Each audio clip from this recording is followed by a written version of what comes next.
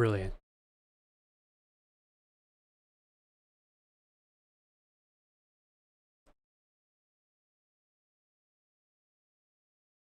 Okay, we are confirmed live.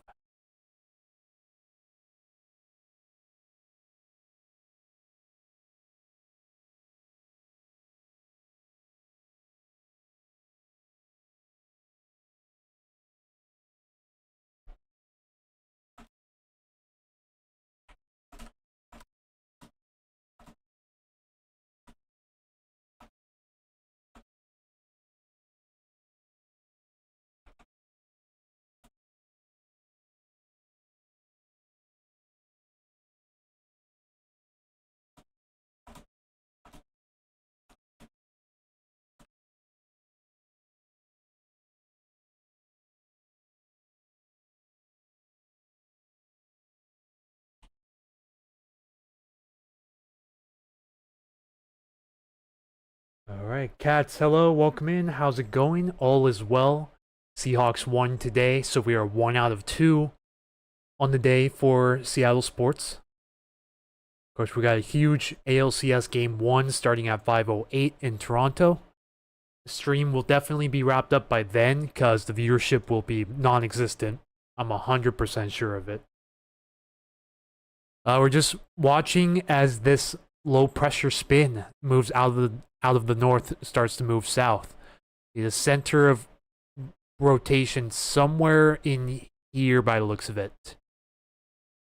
We've had this convergence feature going on for quite a number of hours. It has produced it's produced a number of lightning strikes over the last few hours or so over Skagit County. Yes, Go M's is correct. I was coming back from a homecoming alumni game down in Fife, celebrating 7 years since my graduation. And I was watching a commentary live stream going up the hill. I found out the Mariners had won a couple blocks away from my apartment. Definitely a great feeling, because unfortunately the game down in Fife started at 7, and the Mariners game took up the entirety of it, so I hardly paid attention to any of the football. And I was just watching over the game live stream literally the entire time.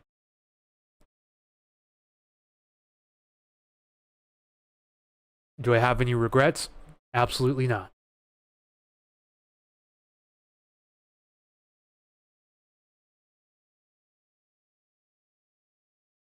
I just realized I put today in my post twice on Facebook.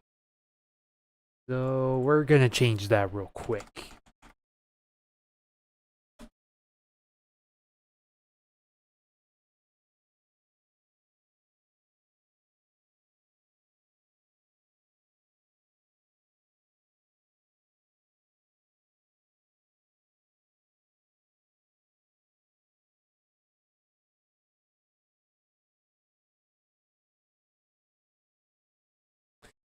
Yes, that is true, cats. Let me take a look at our sub counter here real quick.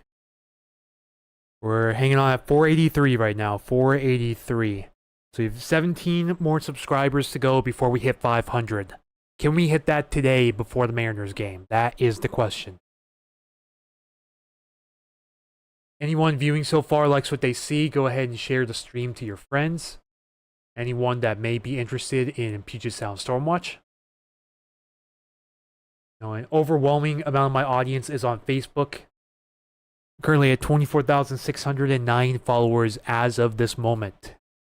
391 followers away from 25,000. Let's see what else we got here. So this is also sort of a stream as a tribute to our Columbus Day storm of 1962. So this is what the pressure map looked like. This was 1 a.m. on the 13th of October. Unfortunately, I do have ads on this, so bear with me if you do see an ad. Let me actually, because I think I may be in a different time zone. Yeah, I'm on Central Time, so we gotta switch it over to Pacific Time. Then we'll get much more accurate times. Okay, there we go. Yes, so this is 8 p.m. on October 12th, 1962. You can just barely see it off the coast. I zoom out a bit, it zooms out all the way to the USA level. But this is when the Columbus Day storm hit peak maturity at 956 millibars, which was the equivalent to about a Category 3 hurricane as it moved up from the south. Moved almost parallel to the coastline and made landfall up in Cape Flattery as a 965 millibar surface low. It brought wind gusts between 80 to 100 miles per hour to much of western Washington. And what's interesting is actually, if you go back to a day before, too, we did also have another monster cyclone right off the coast, just a bit farther west, that brought lesser winds, but still some relatively strong winds to this area, because this was around the strength of the Hanukkah Eve windstorm, but a little bit farther off the coast, so not quite as strong winds in some areas. Let's see, it had a peak strength of 966 millibars. This was October 11th, 1962 at 2 p.m. So the storm that became the Columbus Day storm had not even formed yet. It was way out here from the remnants of Typhoon Frida that got caught in the jet stream. It dipped down towards the southern Pacific and then back up through California up to the Pacific Northwest. Truly a Pacific Northwest weather enigma. It underwent bomb cyclone status in less than a day. So watch the strengthening from 8 a.m. to just a few hours further down the stretch. So we had a 19 millibar jump. And sorry guys, bear with me on the ads. This is freeware. You can purchase a small subscription if you want to go back and look at historical weather models. This is on weather.us. This is using the European ERA5 reanalysis maps. It goes all the way back to 1950.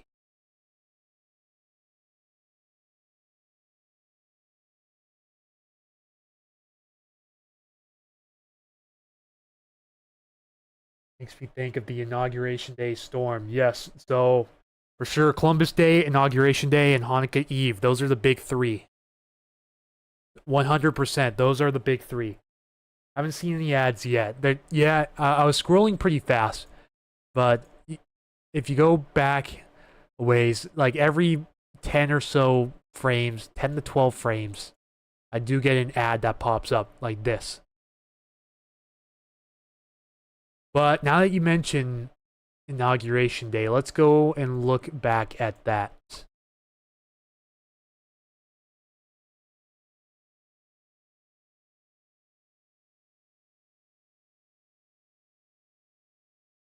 I think we're a little too far ahead. Oh yeah. So that's our Inauguration Day storm right there.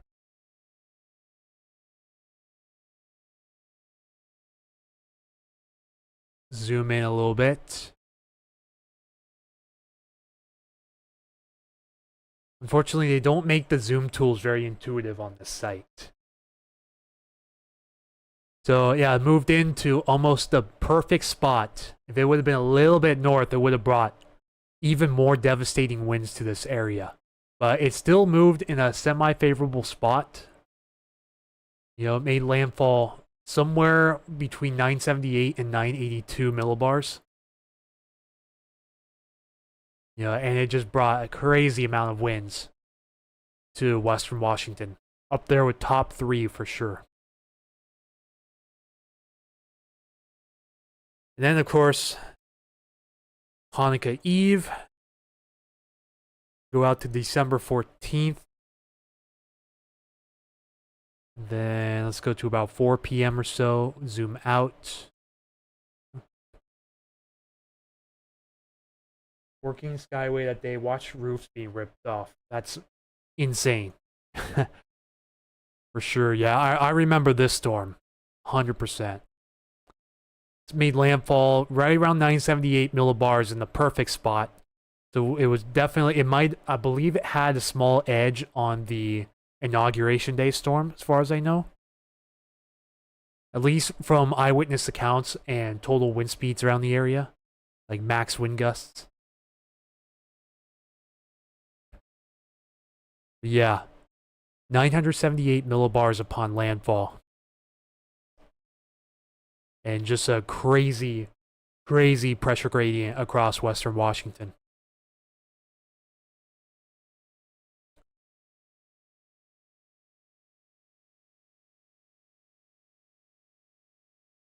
All right, nonetheless.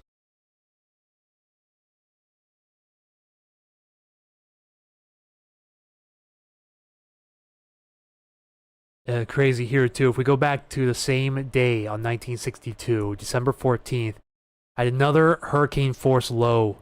Luckily way off the coastline, but this was moving off towards Haida Gwaii.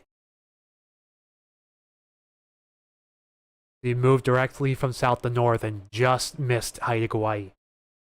What year was that one? Are you talking about the 2006 storm? Because I was talking about the Hanukkah Eve storm in 2006, if that's what you meant.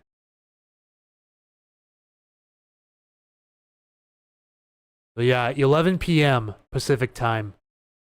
October 12th, 1962. That's our Columbus Day storm right there. That's about the clearest zoom you're going to get on that, for sure. Each of these isobars indicates 1 millibar. There's just a ridiculous southeasterly pressure gradient on this low back in 1962. Like, this is the epitome of a Pacific Northwest windstorm. Like, the closest thing you'll ever see to a hurricane around here.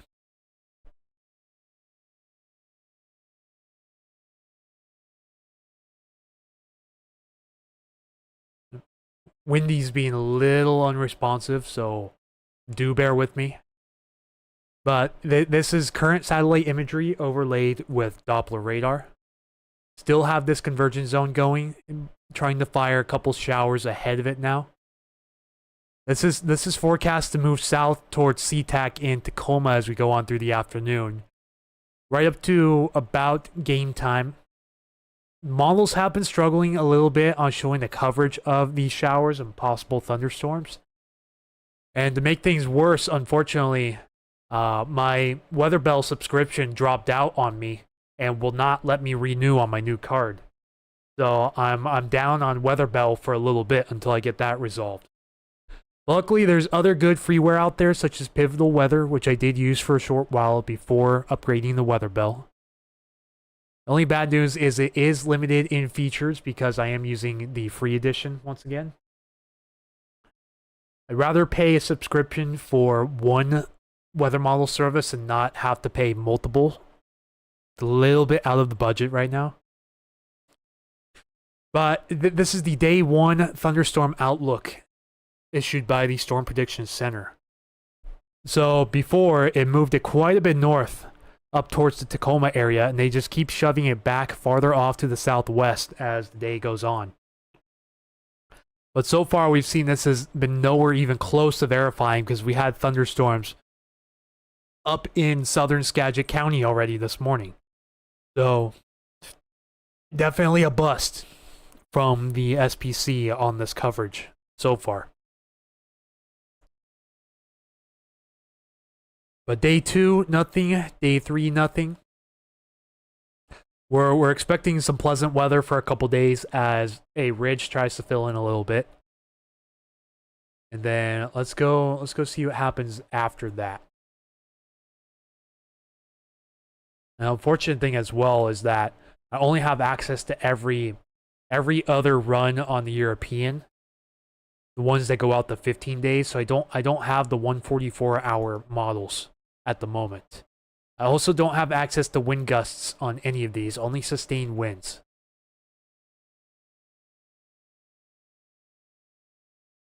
Let's keep it on the northwest quadrant. This is precipitation rate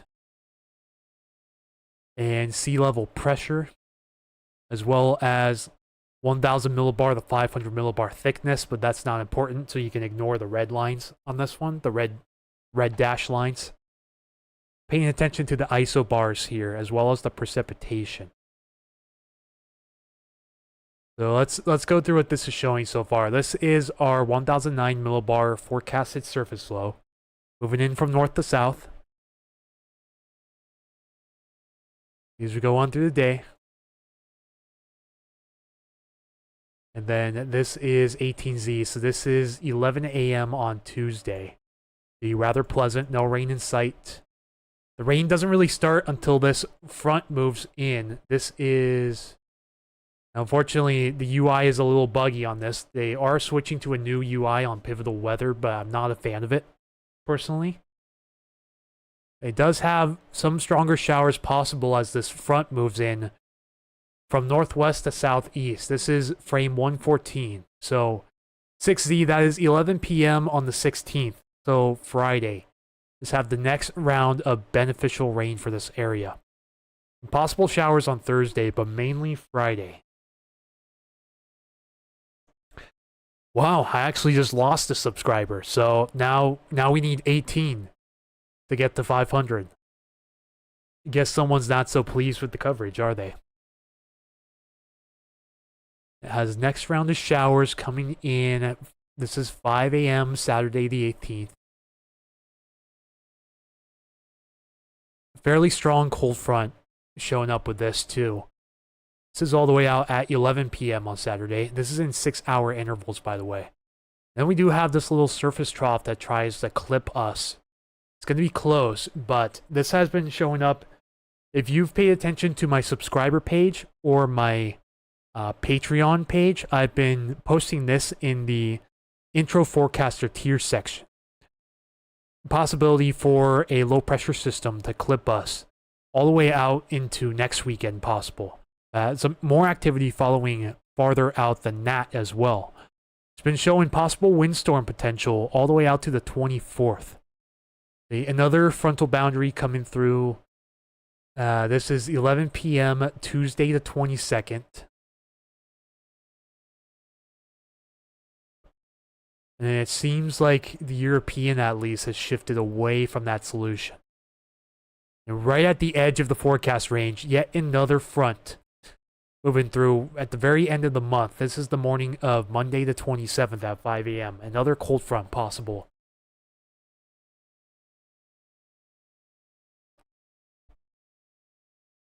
Now, the GFS has been pretty interesting on this for sure. So we're at the 12Z, 5 a.m. on the GFS, the American model. Current system moves to the south. And then possibly a few days of some nice weather, no rain. And this shows the front being weaker as it moves in sometime Friday. Looks like early Friday morning. Next stronger front, so there is good agreement with this. A little bit of different shift in the timing of it, but still overall pretty good agreement with this front coming through. Mama Miyamoto, welcome back. Says, hello, Anthony. I keep missing the rapid fire updates. How are you? I'm doing great. Seahawks won today, and looking forward to the Mariners game later on as well. Yeah, definitely looking up for sure. My original plan was to do 2 separate videos today, one for the current forecast and one for the Columbus Day storm. But I decided to go for a little tight window between games and get a live stream out of the way. Just because, for me, it's much easier to comment on these things live than it is to plan the video and go through every little thing. Because sometimes I do forget some critical information if I'm trying to force everything into a little video. You know what I mean? With this, there's no time limit. I can just go right off my mind and it's appeasing to the viewers because you guys actually get to tune in and request topics as well. So I feel like it's a win for everybody doing a live stream. Yes, go M's. So, just got a message. Hang on real quick.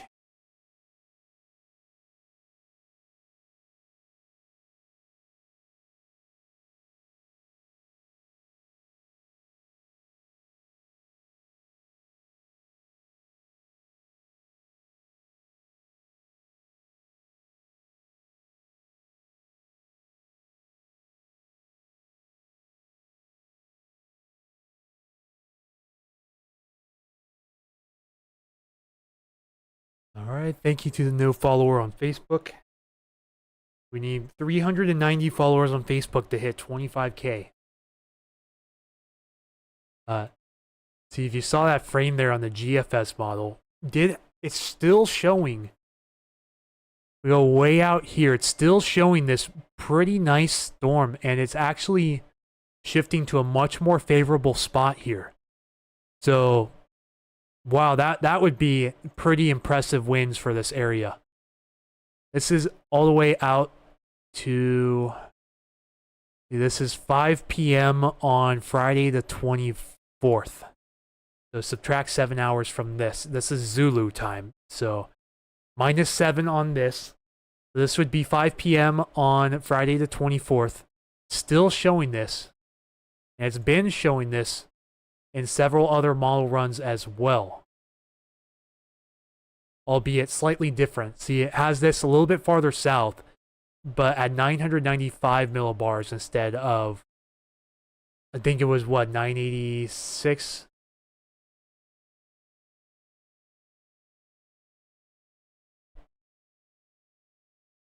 And yeah, different story here. It moves the center of low pressure way up here. It is bouncing around a little bit, but pretty interesting signals showing up here on the GFS.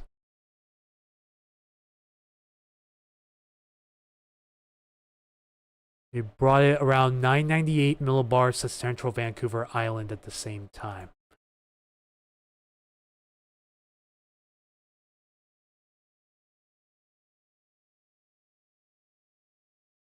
Yeah, see, it brought it 989 again here in another favorable spot. See what it says for sustained wind gusts in this setup.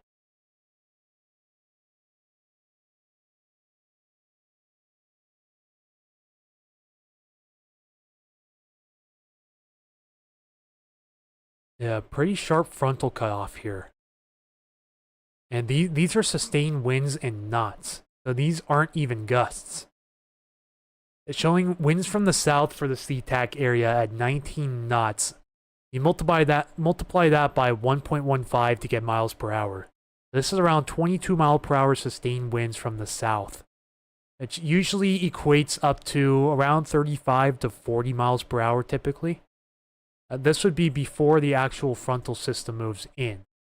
And unfortunately, this is only in 6-hour intervals, so it possibly cuts off the peak winds between frames, if that makes sense. Yeah, one thing's for sure. I definitely got to figure out how to fix my WeatherBell subscription, because not having a map for wind gusts is crucial. Now let's compare that to sustained winds in the most recent GFS run. Yeah, the GFS is certainly on to something here, and it's been on to something for a couple days. See, on the southeast, the south-southeast portion of this low, this is really deep. 981 millibars is impressive. And in just the right spot, GFS is on some nightmare fuel here. This would have sustained winds coming in from the west, just off the coast of Long Beach. So Long Beach Peninsula would be seeing sustained winds of 48 knots, which is the equivalent to about 55 miles per hour. In terms of wind gusts, that translates to up to hurricane force winds, 70 to 80 miles per hour possible in a setup like this. And then, yeah, same story around the Puget Sound. Wind gusts 40 to 45 miles per hour possible in the setup, perhaps up to 50. Maybe even higher than that in some isolated spots as well.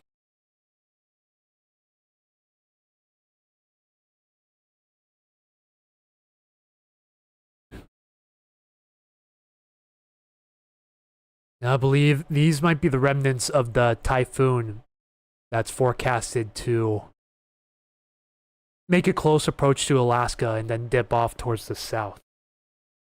But luckily, right now, that poses no threat to us. Of course, and then it's...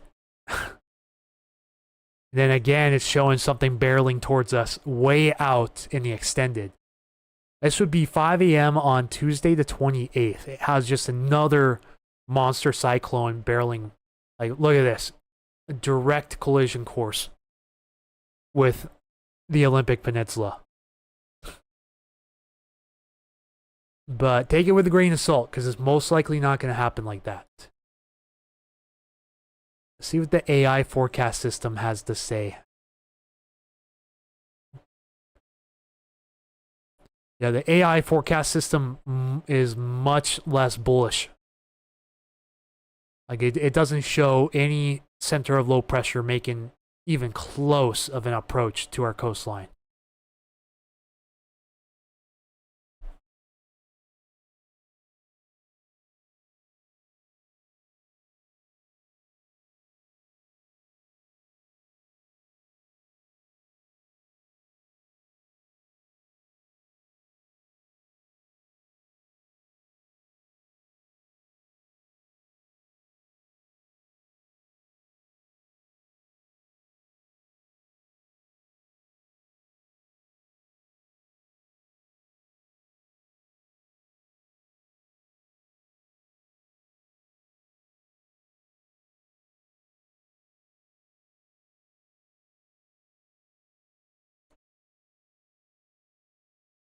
Alright, thank you, whoever just subscribed. We're back to 483. One thing of interest I also like to pull up too, I just pulled this up from X/Twitter. This is a forecast model that derives from a few of these models. The HREF and the SREF ensemble models from 2022. So this is basically a derivation of several models. It's called the NATOcast. And it currently has, I believe this is a 0.1 to 1% chance of tornadic conditions ranging all the way up to Everett in southwest Washington. This usually doesn't amount to anything, but it does show the potential for ingredients to be in place for, say, a water spout or maybe even a land spout spin up. Just something interesting, but it usually doesn't mean much.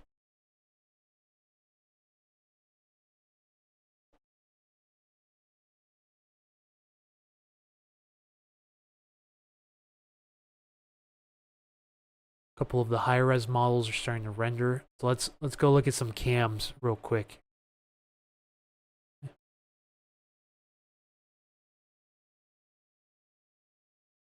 Yeah, it's lining up pretty good with where the actual low pressure center is right now. Right about here. So some heavy wraparound showers moving from east to west across the Strait of Georgia back into Vancouver Island. Remember, the winds are going to be spinning counterclockwise, so it's going to be moving like this all the way down the coast, like from here to here. And so this convergence zone is going to begin to move south here in the next couple of hours. And the models have been showing some, showing some bands of heavier precipitation, possible thunderstorms, anywhere between Seattle and the southwest interior portions of western Washington from about 4 to 5 p.m. today. Let me show you where I'm getting that from.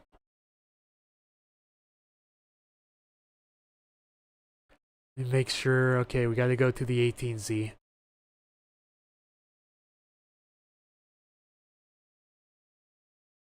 So 18Z has some action going on around the convergence zone area at 4 p.m.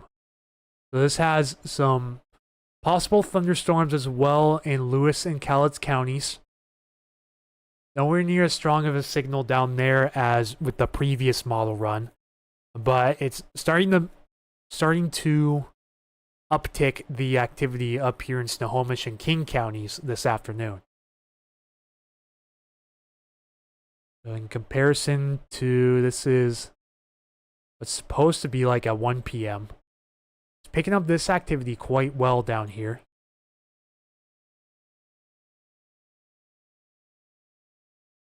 Hasn't picked up the activity. Well, actually, never mind that.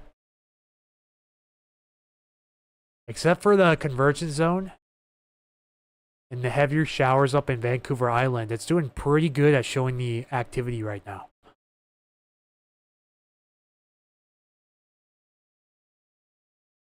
As that center of low pressure starts to dip down out of the north, it does briefly intensify these showers, possibly producing lightning over Snohomish and King counties, and maybe a little more lightning down here in the south as well. Not really looking at much activity for the Tacoma area right now. Maybe a little bit after the sun goes down, I should say right before the sun goes down, before the energy gets lost. But for sure, an interesting signal on the NAM. Let's see what the HRRR has to say. This is the 18Z HRRR. It's showing stronger showers down here, and then stronger isolated cells over the Puget Sound possible. This is at 5 p.m. Unfortunately, I think the HRRR is overdoing this coverage for the most part. Because the HRRR usually has a pretty good habit of overdoing shower coverage and possibly thunderstorms. Because the HRRR has basically no instability whatsoever during this time.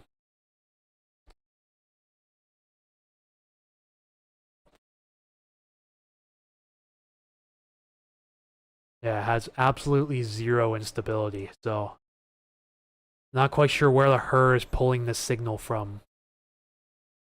Let's pull a signal from or a sounding from the Nisqually. Little bit of instability, but not too much. 168 joules with -6 inhibition. Definitely enough for a rumble of thunder, but it's just not a great signal down here.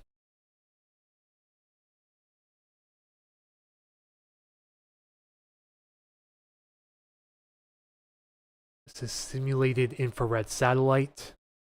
These are higher cloud tops here, which usually means stronger cells and storms.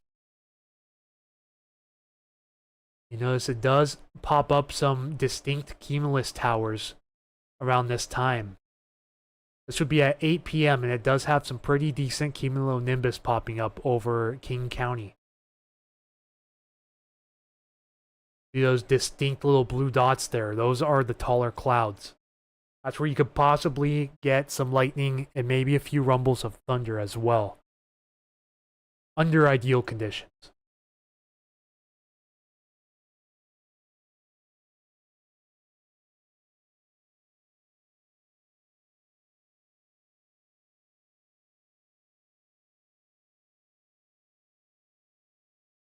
Yeah, so let me just move this photo over real quick. It's a little bit low resolution, but you can still see the overall picture here. So these are maximum wind gusts recorded during the 1962 Columbus Day storm. Which, those of you who don't know, it is the 63rd anniversary of this superstorm that moved in.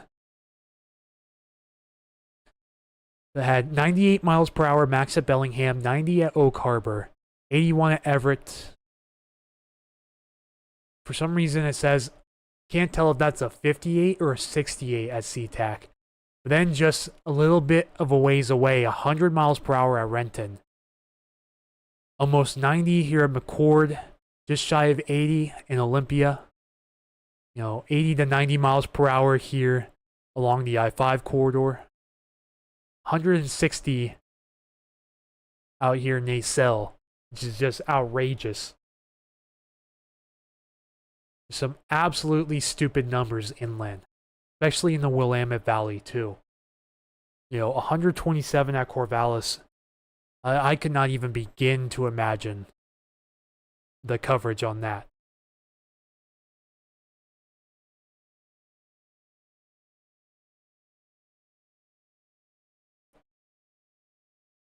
Getting a lot of comments on that post too. There's a lot more people that lived through that storm than I anticipated, at least to be on my page.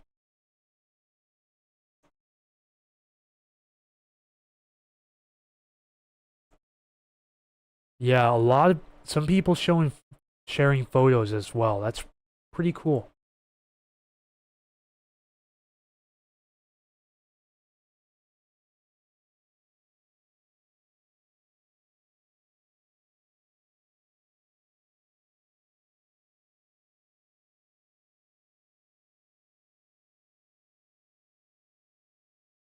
So wind gusts of 16 at SeaTac, 22 at the Narrows.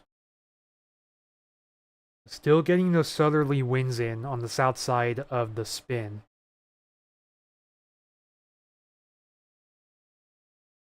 But once the back end of the spin comes through, showers are going to switch directions and begin wrapping back around and coming out of the east as seen here. And then this is probably going to be around the time that the northeasterly winds out of the Fraser River activate too. And that brings up another important point because I forgot to mention this earlier. I did share this on my Facebook page. There is a wind advisory out right now for western Whatcom and San Juan counties. This is for the Fraser River outflow winds. So from 8 p.m. this evening to 2 p.m.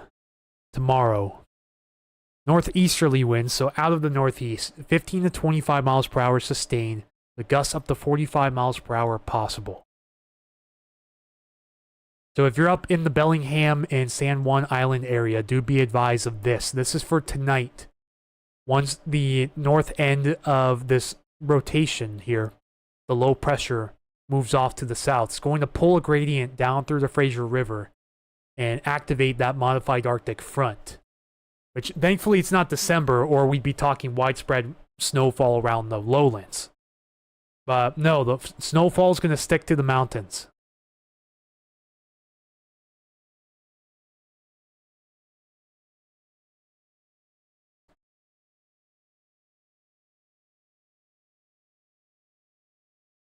In terms of winter weather advisories, nothing for the Central Cascades right now of King County. For the North Cascades and the South Cascades of Lewis and Pierce counties, do have this winter weather advisory that's in effect until 5 a.m. tomorrow. Up to 10 inches of snow expected in some areas.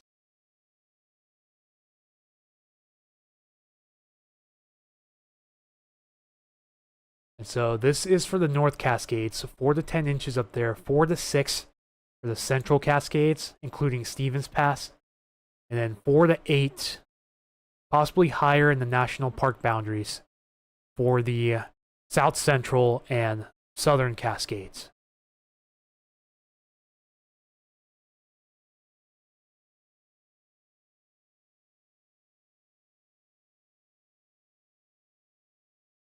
Ooh, viewership struggling right now. So yeah, I thought maybe this time would be ideal between games, but may have mistaken myself on that.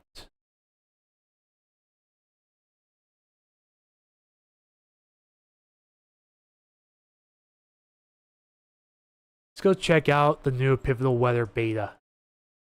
So yeah, I'm not really a fan of this, but it does seem a bit less glitchy so far. Yeah, the user interface is definitely a downgrade for me.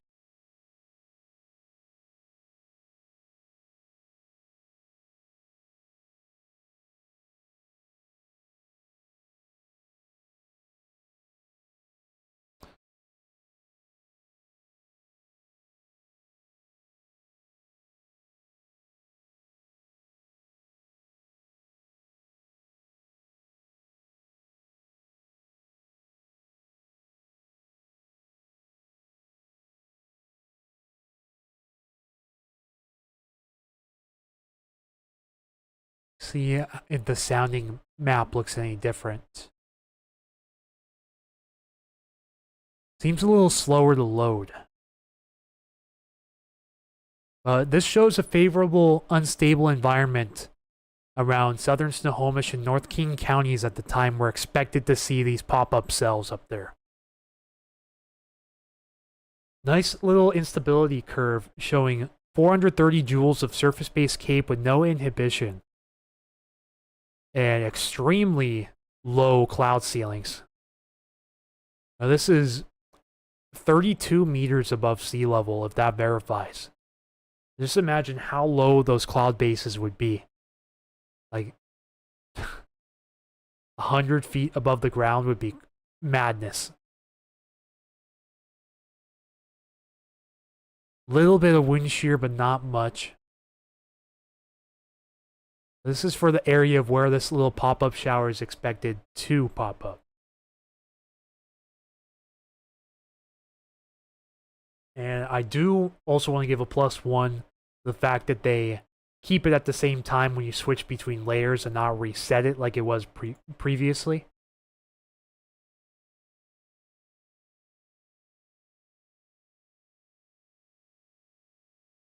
There's a 0.78 inches of precipitable water.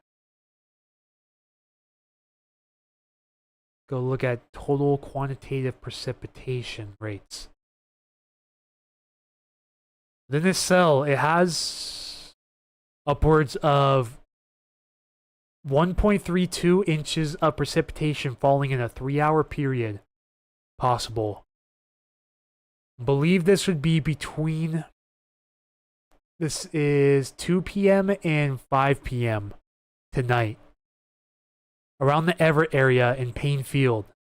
A little bit farther south at SeaTac. See considerably less down here, and then nothing down in the Tacoma area during that time. And you notice how that convergence starts to swing south, and then Tacoma starts getting some of it.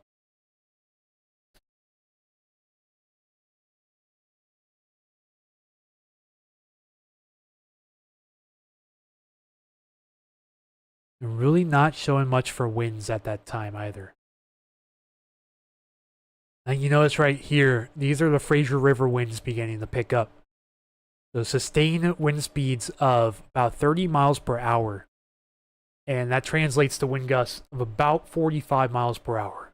So right on cue with the forecast there.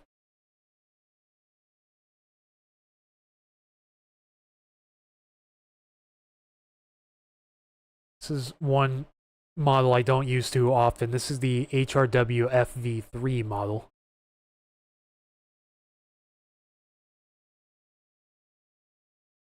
A little bit of a similar story for shower activity. And then the experimental rapid refresh forecast system, which usually overdoes it, seems to have pretty modest shower coverage this time around. Maybe a little thunderstorm up here in the foothills of North King County. This would be 3 p.m., so in the next hour. But judging from what I'm seeing right now, the best thunderstorm potential is currently still in the convergence zone boundary, extending all the way down into King County now.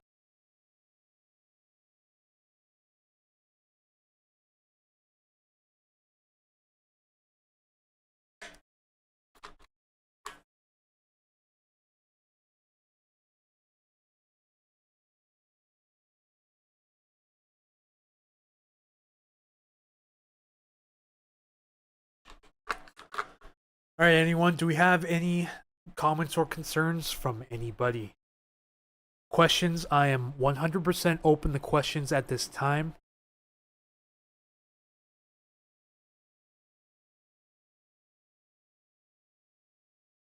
Certainly some unstable air, especially on the southern side of this low pressure system right now.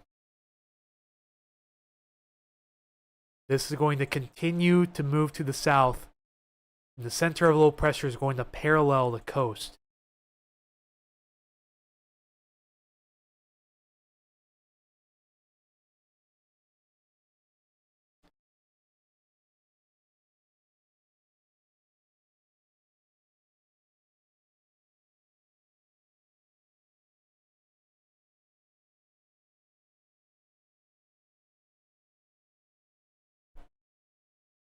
So far, no lightning for quite some time.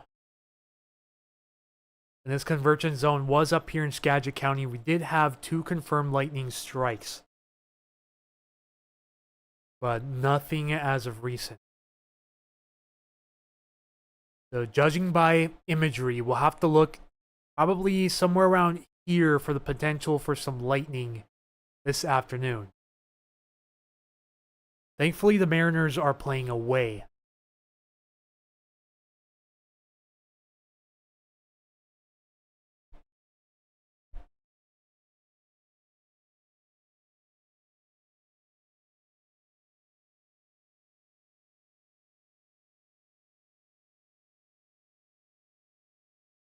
Checking out some of the options on this new Pivotal Weather UI right now.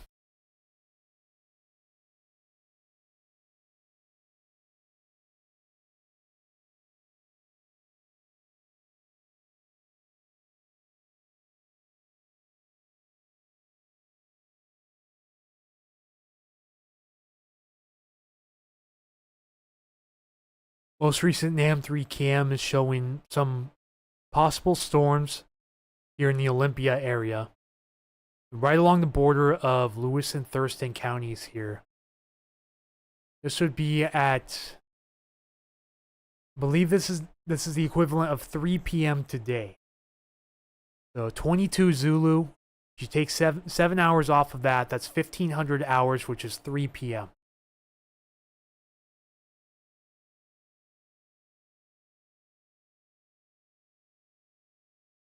And has those converging into a line by 4 p.m.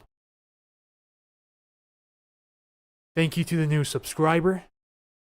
We're at 484. We're 16 subscribers away from 500. It has the line kind of dissipating by 5. And I'm still not on the right model. Jeez. Sloppy much. That was the 5 a.m., not the 11 a.m. run. So this is the current up-to-date model here.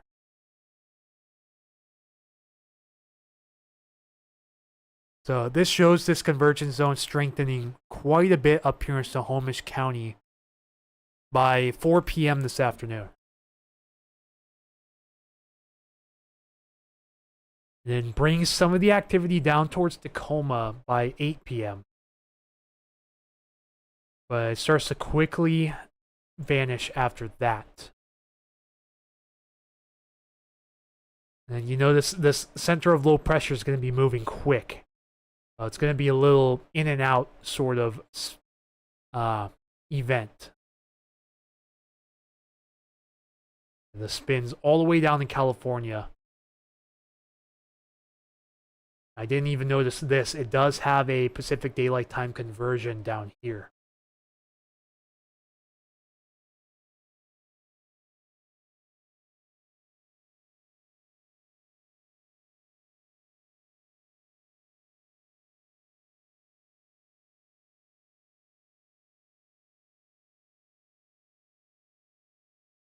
That makes things way easier.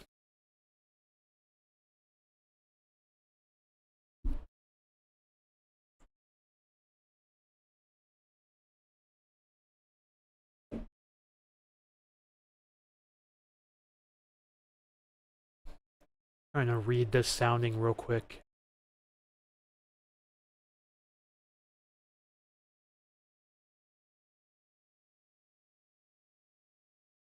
Conditions are definitely there.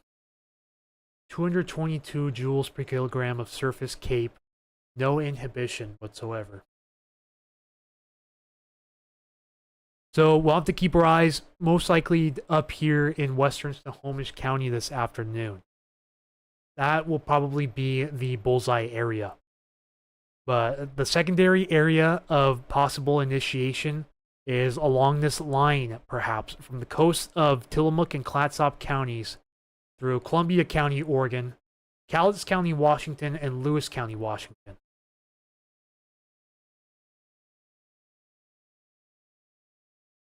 See how many viewers we have. Not very many. Are at 46 views though, so we're not doing terrible, but definitely a much slower stream than previous.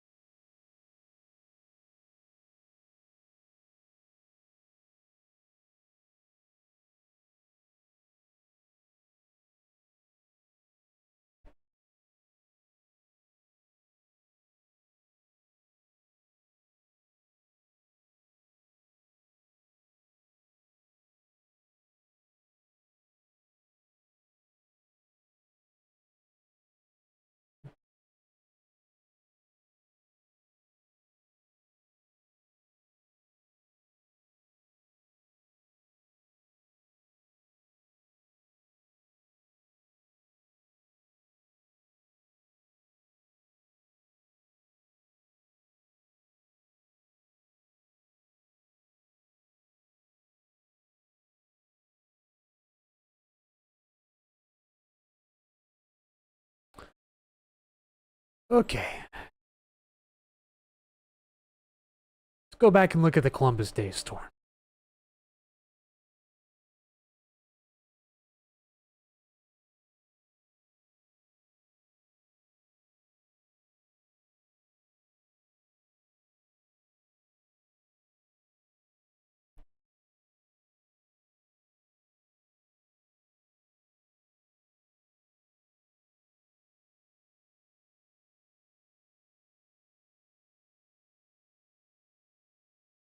I just wish this site was a little more intuitive. The user interface seems to be holding it back quite a bit.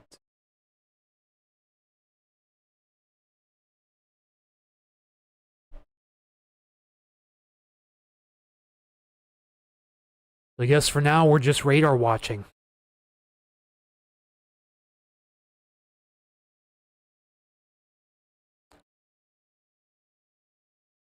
Maybe a little bit trying to get going down here in Lewis County. A little bit of heavier precipitation showing up, but not very much quite yet. This will be an area of interest as we go on through the afternoon, the next couple of hours. Two areas of interest up here and down here.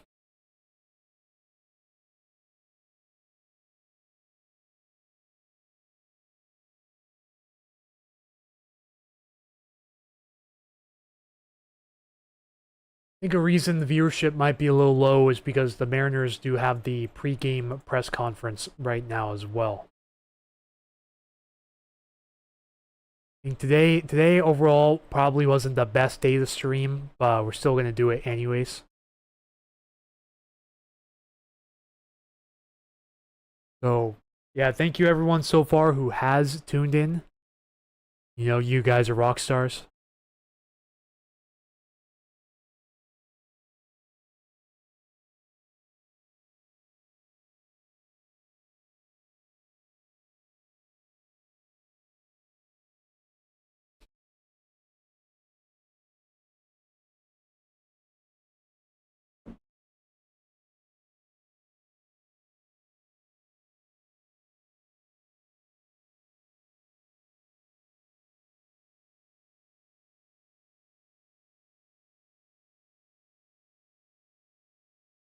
Going back and forth between Facebook and a few other sites right now.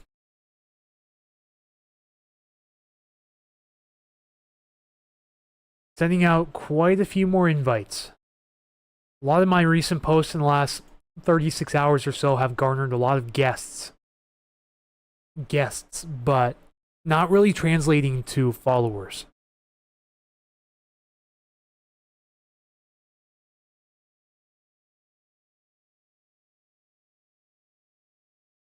Guess let me just switch to a little 1-hour animation of radar and satellite while we're waiting.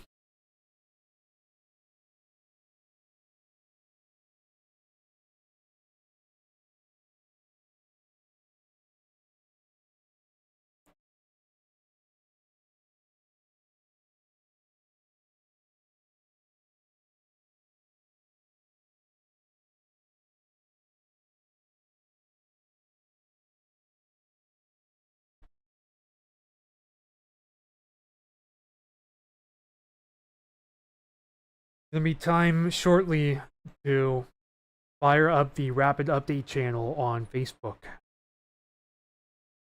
Definitely looks a little more impressive on Radar Scope than it does on Windy.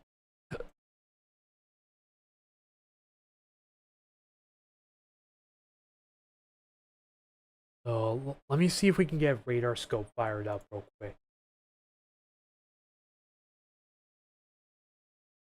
Okay, good. There we go. We have reflectivity on the left, velocity on the right. I'll be seeing a little bit of rotation on the southern end of this little cell trying to form near the Silver Firs neighborhood. Certainly looks like it. It's weak, but it looks like it's there. I'm guilty. I get busy and enjoy your posts, but forget to like and share. You know what? That's completely okay.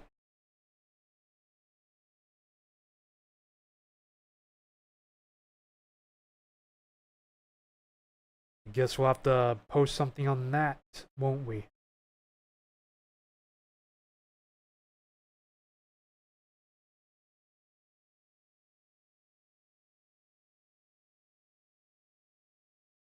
I'm gonna make a Facebook post real quick.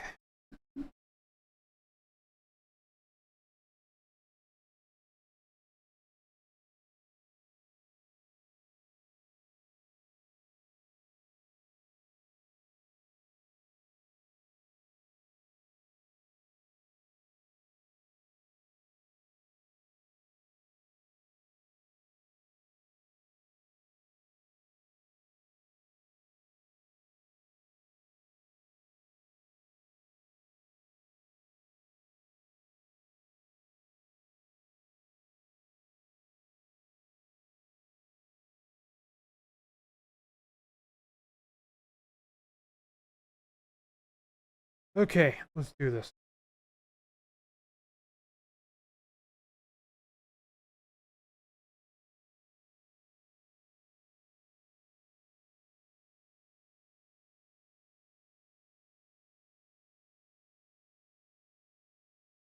And started off by saying one of the areas to watch for active weather this afternoon is the Everett area.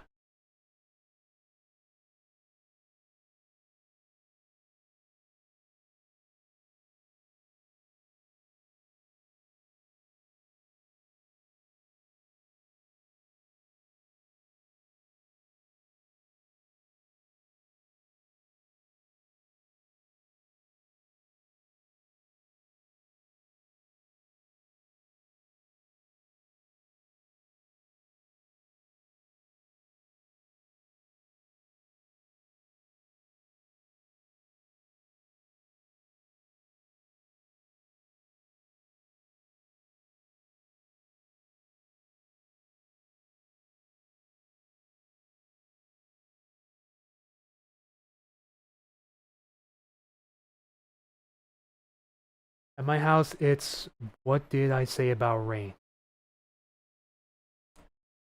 Yeah, I'm trying to force myself to post to YouTube more often. However, these live streams just make it so much easier to convey the subject to all of the viewers. And, you know, because having to cram everything into a little video and still trying to make sure I cover everything is a little bit of an advanced chore. And it's just something that I'm not currently motivated to do. Although I do know it would definitely help boost the subscriber count. Because we're trying to get to the point where I can enable monetization features on YouTube. Because things are struggling financially here behind the scenes. It's making it extremely difficult right now to go out and do what I want to do. Even if it's weather related. Because, you know, my vehicle needs repairs. The price of gas, of course. The price to replace or fix any gear to obtain said videos and footage. Like my primary camera right now has a broken LCD screen on it. It makes things really inconvenient. It's just becoming really hard to afford these repairs on a single Facebook income. Because that, right now, that's the only thing that I get paid from outside of a couple dollars a month on Patreon and the occasional merch sale. Like, since firing up the Stormwatch store on Spreadshop, I've only sold one overall sale, but for 3 merch items. So, just one sale, though. That's the important number, is one sale. Definitely, I guess, over-expected what was going to happen once I went full-time on here. Unfortunately, that may not be the case much longer. You know, the way it's going right now, I'm eventually going to have to hop back into the market.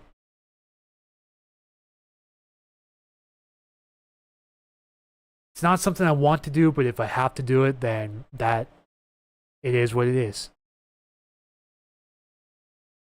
Anything to survive, you know? Okay, can we get an updated scan on the velocity?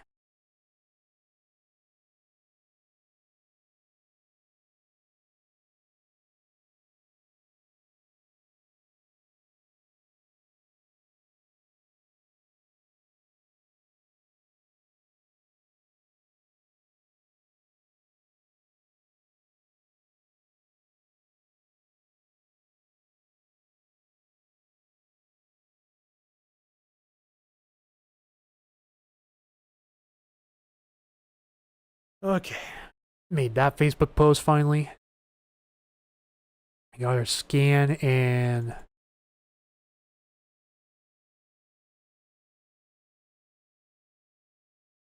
velocity is frozen. It appears that the rotation couplet has loosened a little bit. It is still there for sure.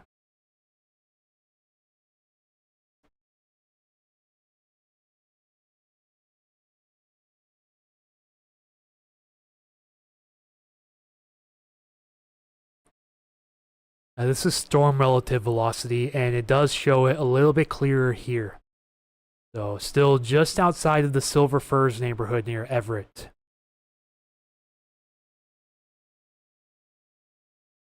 So wouldn't be surprised if we get a funnel cloud report from this area.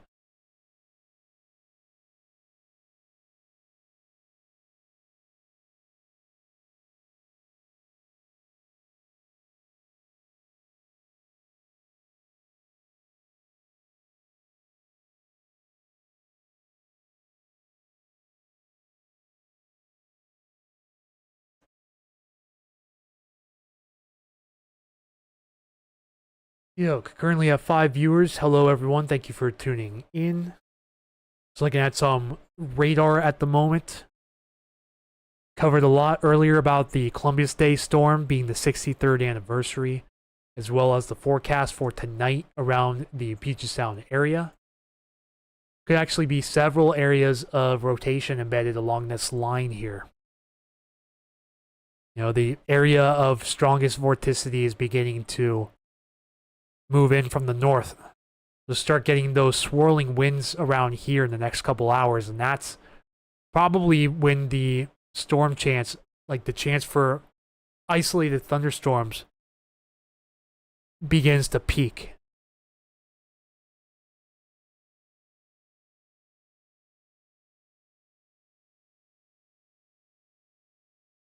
Yeah, right on the southeast corner of this little cell, likely producing small hail but no lightning as of yet.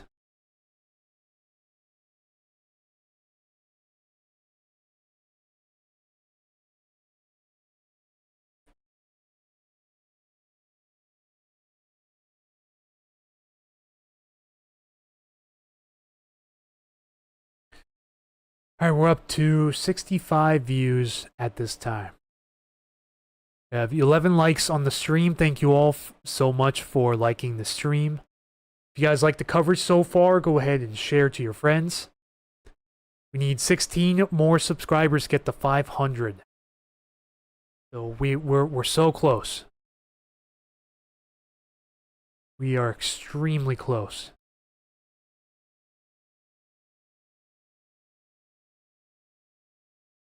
Yeah, it does appear we have several areas of rotation along this conversion zone here. 4, maybe 5. And down here to our south.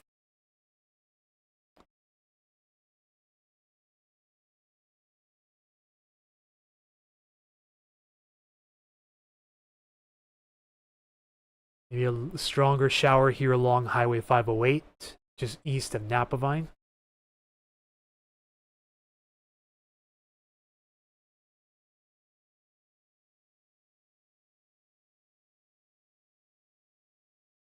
Interesting to see how well the models do on the shower coverage tonight.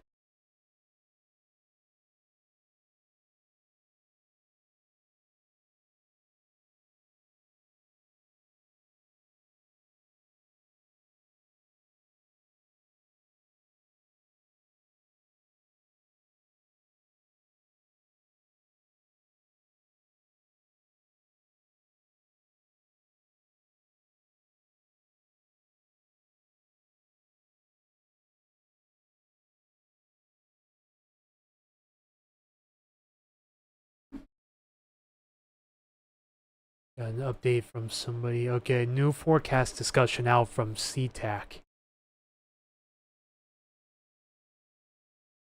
So switch back to... Did that work? No, it did not work. Okay, we're on the... Okay, there we go. Ooh. I was like, hang on, black screen. Can't have that. Pull up the new forecast discussion that we got.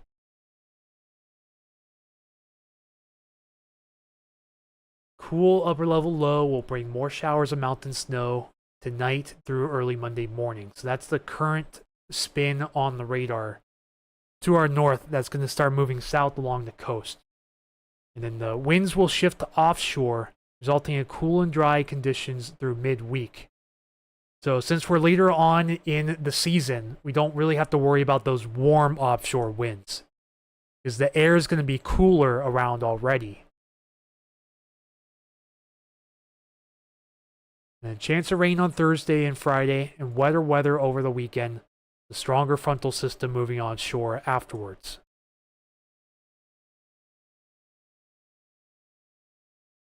Gusty northeast Fraser River outflow winds will develop this evening over the north interior. Gusts 45 miles per hour are expected across western Whatcom County and the San Juans, easing Monday afternoon. Possible frost in the lowlands. So do be advised, if you have plants outside, there is a chance of frost. You know, we're not quite to the hard freeze stage yet, so we don't have to be super concerned about freezing temperatures, but a chance of frost with sub-freezing temperatures possible in some areas. Highs around 60 with clear skies, so nice and brittle fall air will be in place.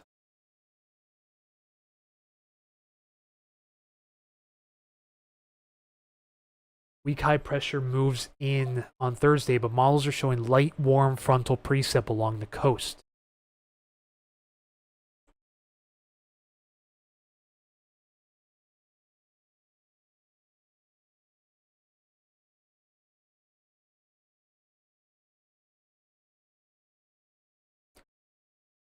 So yeah, current advisories around the area. Wind advisory from 8 p.m.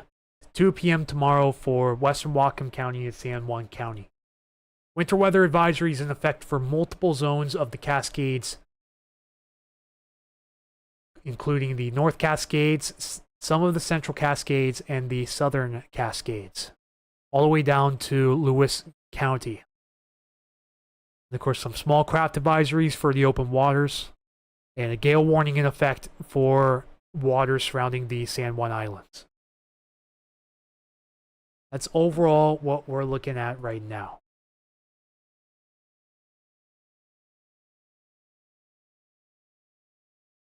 Trying to pop my elbow real quick. There we go.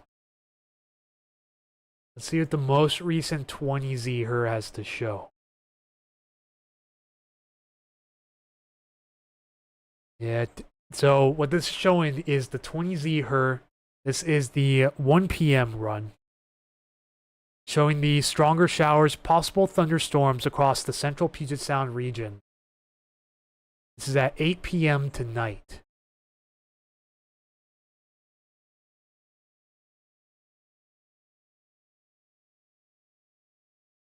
And it doesn't quite have that line of showers and possible storms that the NAM was showing earlier.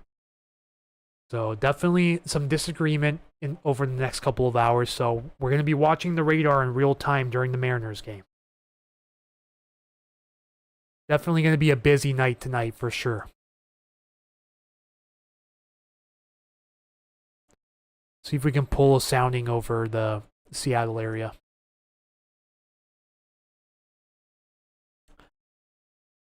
It's not showing any instability on the HRRR.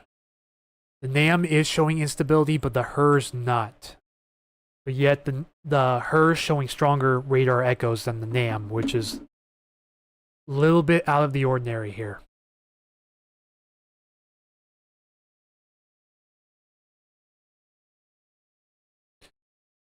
This is lightning flash potential. It's not a strong potential, but it is there across the Central Sound tonight. But peak lightning flash potential is around 7 to 8 p.m. across the SeaTac metro area.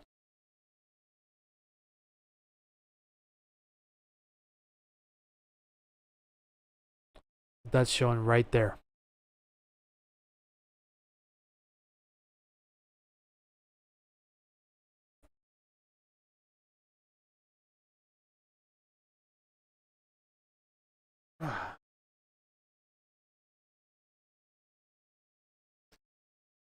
Yeah, so other than that, not much going on right now. Just waiting for the Mariners game to start.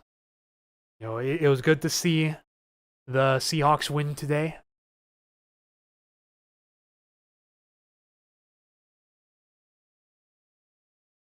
Definitely helped lighten the mood, for sure.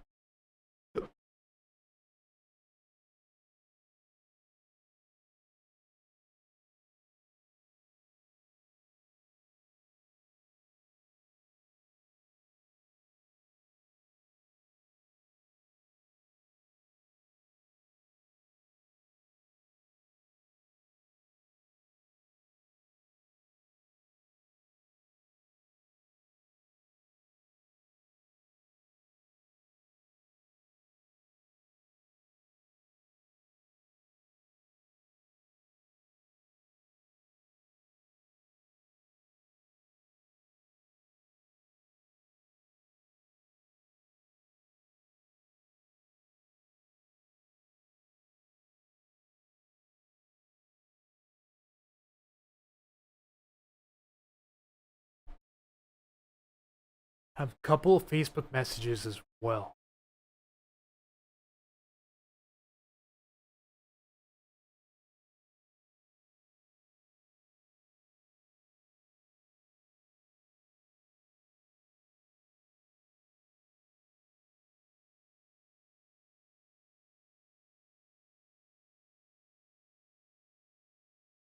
All right, any additional comments?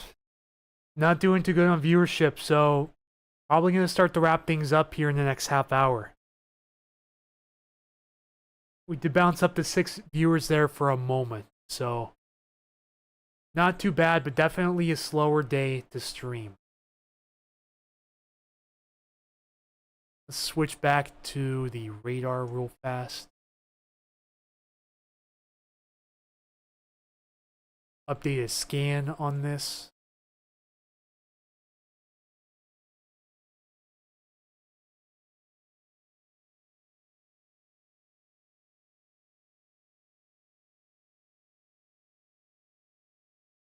Yeah, still some rotation, especially in the strongest area of this convergence zone here.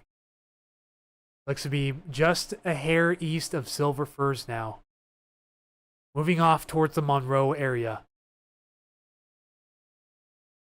It is moving ever so slowly. Almost stationary.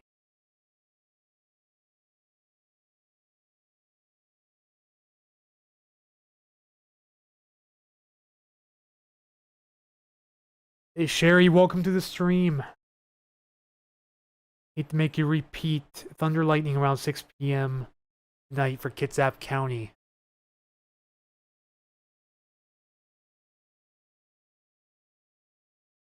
Looks like some showers are trying to start up, but the only area we're watching for lightning right now is along the convergence zone here in Snohomish County. But in other terms of forecasts, certainly does show some area of lightning potential here over central Kitsap County tonight. So like the best chance would be between about 6 p.m. and 9 p.m.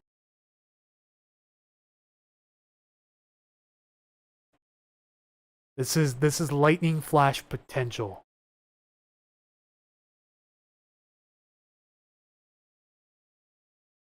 As you see here, this is the HER3KM model, the most recent 20Z run. Does show some stronger showers, possible thunderstorms embedded along what looks like this convergence zone here. Going to slide south once the center of low pressure begins sliding south along the coast. This convergence zone is going to follow it for a little bit until the winds shift out of the east. They stop wrapping around the Olympics.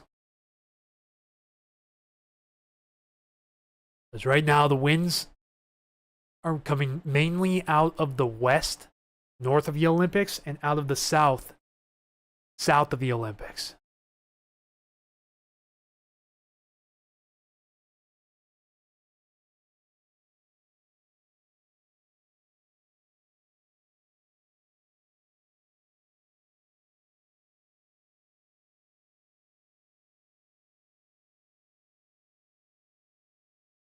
You notice after this low pressure system moves south, the northeasterly Fraser River winds really begin to pick up.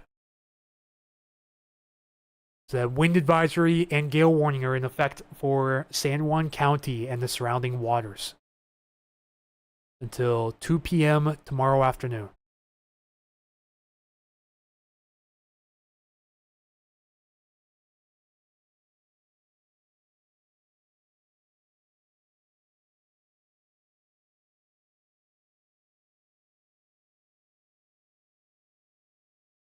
It's a little bit weird too. One thing that caught my eye is this is looking like a little bit of a pseudo convergence that's going on right now.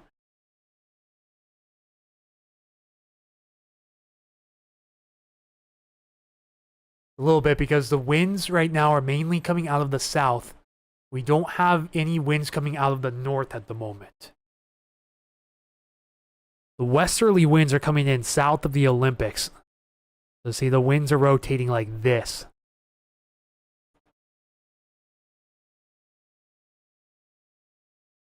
And then this is infrared satellite imagery. The cooler blue colors are taller cloud tops, which usually indicates storms and lightning potential. The strong area of dark blue over the Puget Sound tonight. This is around 7 p.m. Pacific as seen below.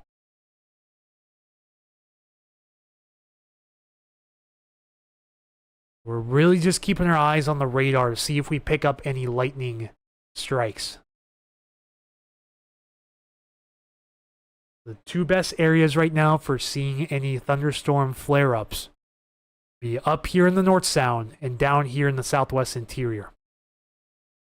A brief area of clearing, at least for rain, not necessarily clouds, but at least for rain across the Central Sound here.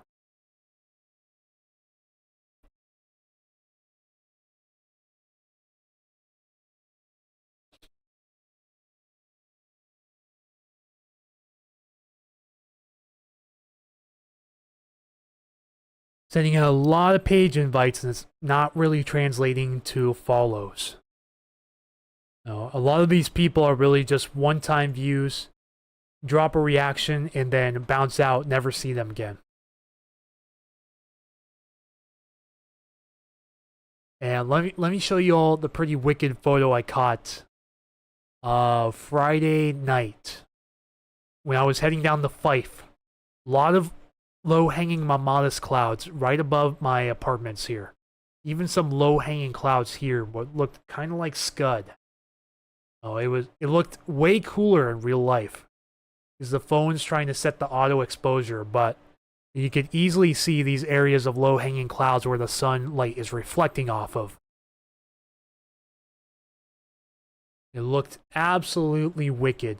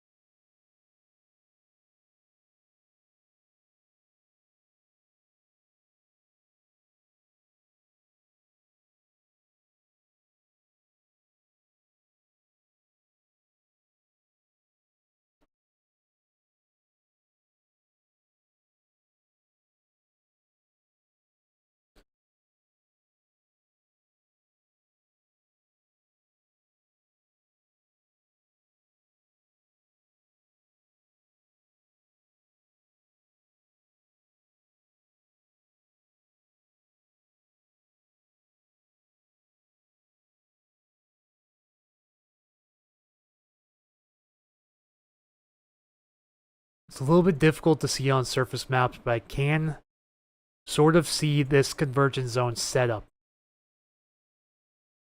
believe it's because of the placement. Awesome shot. Yes, very awesome shot. Probably because of the weird placement and movement of this low pressure center here. It does kind of have a little lee low forming here on the opposite side of the Olympics, combined with the southerly winds coming up from the south.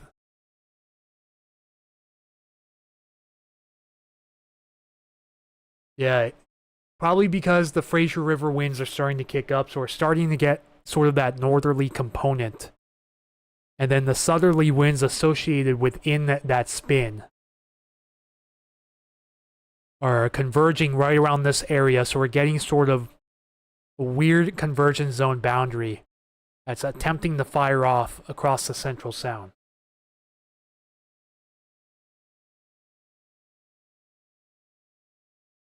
As we go through 4 p.m., it starts to slide south along with that low pressure center.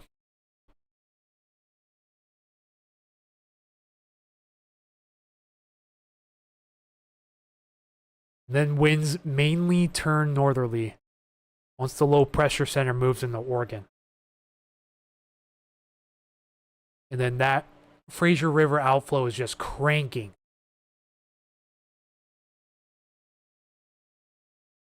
Translating to northerly winds which means out of the north, moving down towards the south. And this is our offshore flow gradient that they're talking about here. We don't have to worry about the thermally induced trough anymore. You know, the Arctic air has moved in, especially east of the Cascades, and that is what's going to be pulled in through the mountain gaps with that offshore flow. So, reverse setup of what we see during the summertime, where we get that thermally induced trough on the west side.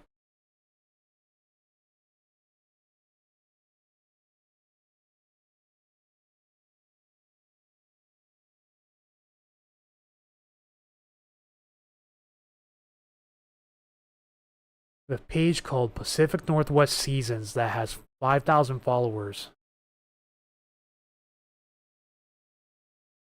That has liked one of my posts.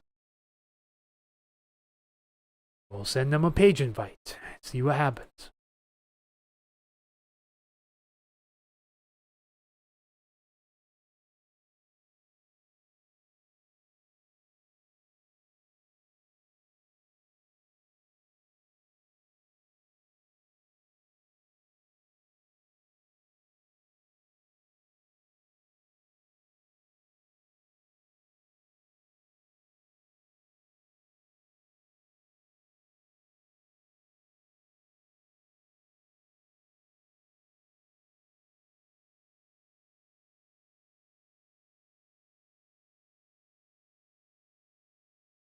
Bit of strengthening on the southern side of the convergence zone. Certainly rotating here with this little cell here just outside of Snohomish. Then a little bit of weak rotation here on the south end of this line as well. We even have some areas of rotation up here to the north too.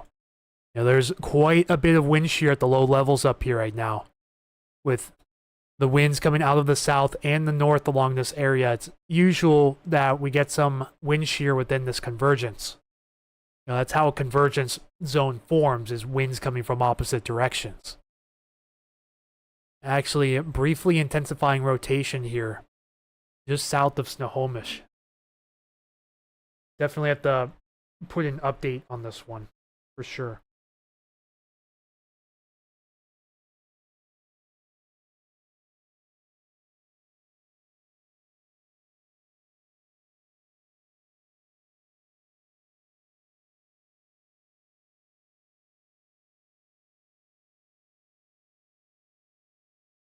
Apparently the rotation's right on top of someone's house.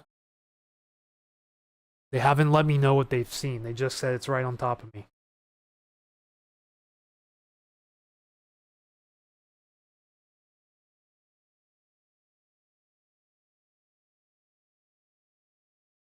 We're going to post a rapid fire update.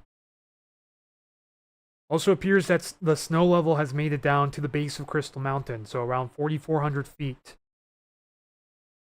A nice snow at the base of Crystal right now.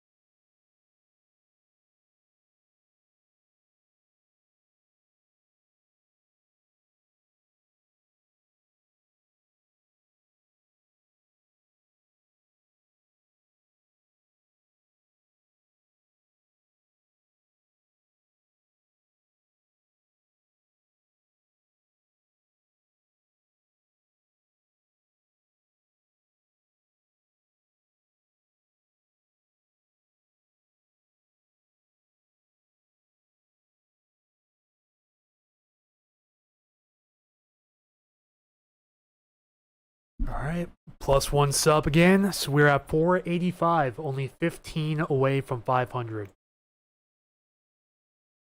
Yeah, this is right in here. Might even have a subtle little inflow notch feature here as well. See where the inflow winds are feeding into this little cell right here. Really wish I was up here and I had eyes on this, because the rotation got a little bit stronger with the recent scan too. See, it just intensified a bit. So we may have reports of a funnel cloud coming in shortly, I would imagine. Depending on how the precipitation is in this area, if you can see the cloud base, you might be able to see some rotation in the clouds. This is very slowly approaching Highway 2 between Snohomish and Monroe.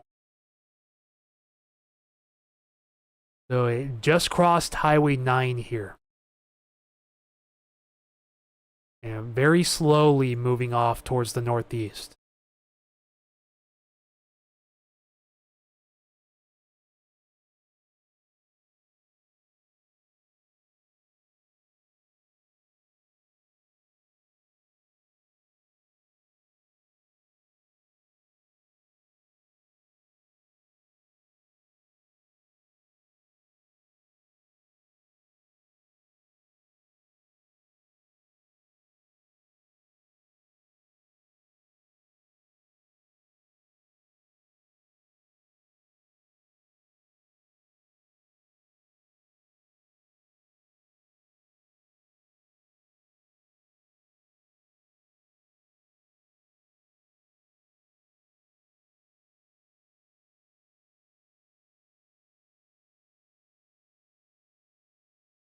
Whew, I just sent an out of date image twice on the rapid fire update channel, so unfortunately I believe a lot of people just got spammed.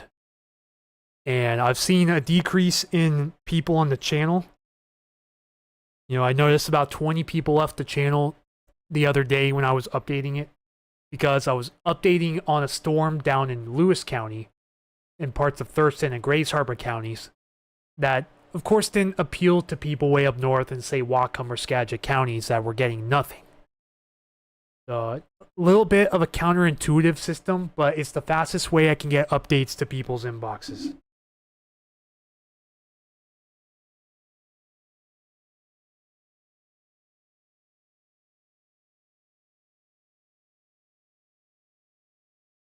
And for some reason, it will not let me delete.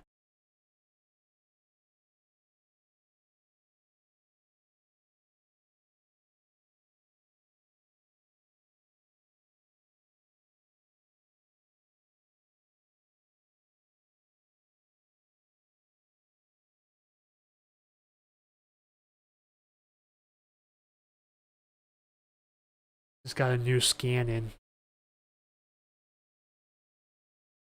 Rotation weakening on the southwest side.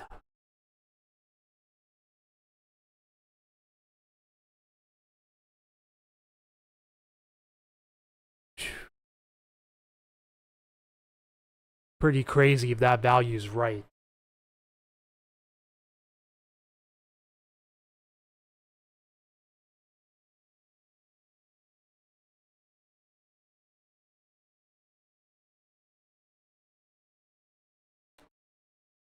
Getting a surprising amount of feedback on my Columbus Day storm post.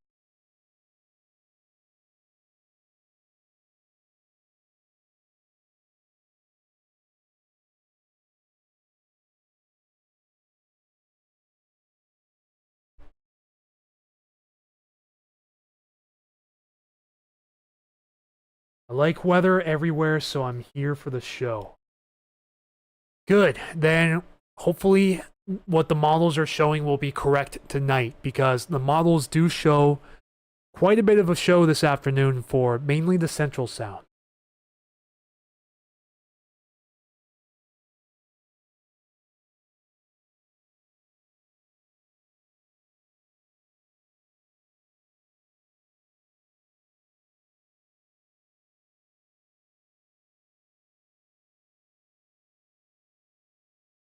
Also looks like Washington Weather Chasers is live on this, or at least was live. Mama Miyamoto says, I've learned so much watching the weather with you. Yeah, I've learned a lot as well. I gotta make sure that there's absolutely zero misinformation going out. And I want to put a huge emphasis on that. Yeah.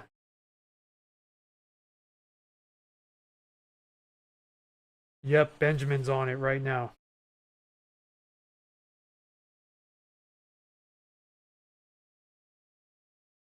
Unfortunately, due to copyright concerns, I'm not going to show it on the stream. But go ahead and check out Washington Weather Chasers on YouTube as well. They are currently live on this.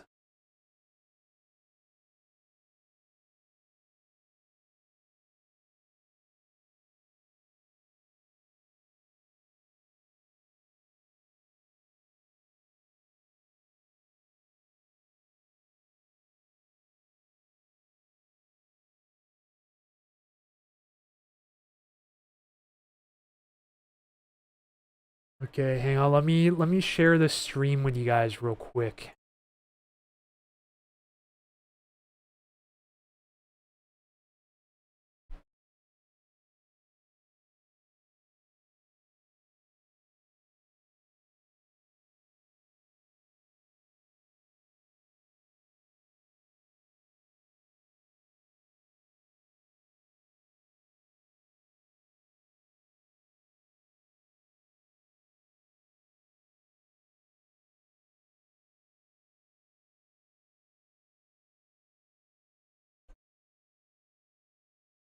Wow.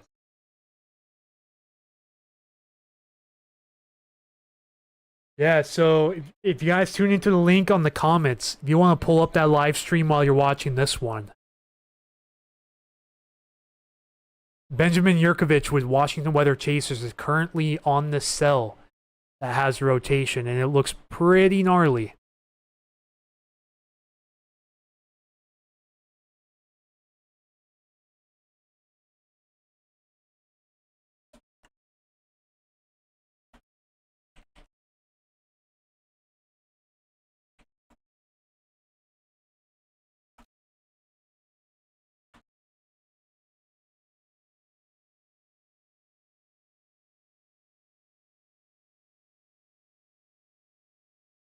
Wicked looking over there on the Chasers. Yes, agreed.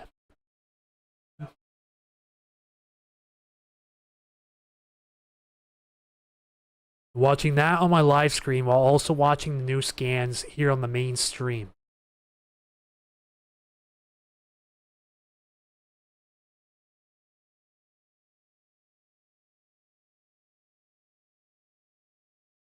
It looks like maybe a little bit of rotation here on the north side of this line around Granite Falls.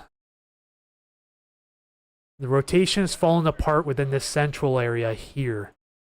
Definitely still hanging on right down here between Snohomish and Monroe at the moment.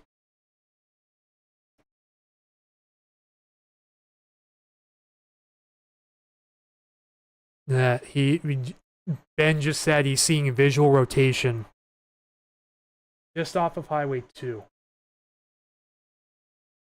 Oh, not the Chasers, but the PSSW stream.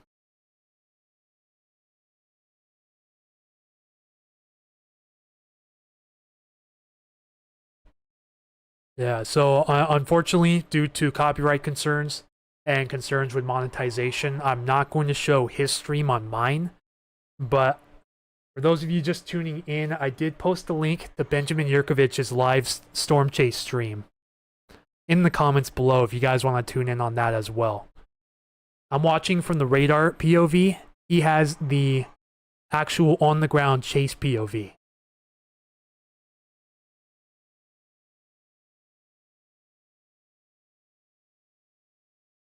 Boy, do I wish I was up north right now. Waiting for a new scan to show up. The reflectivity is decreased, but the rotation is still holding on a bit in that area.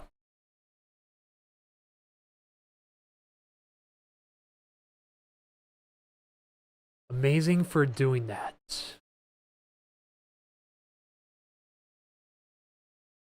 Yeah, I just feel like everyone should get a chance to see Ben's live stream as well.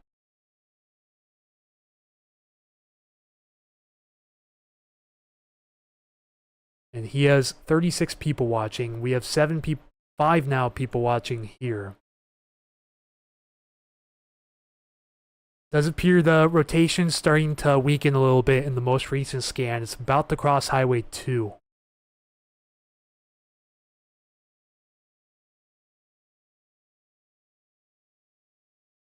Alright, looks like Ben's on the move.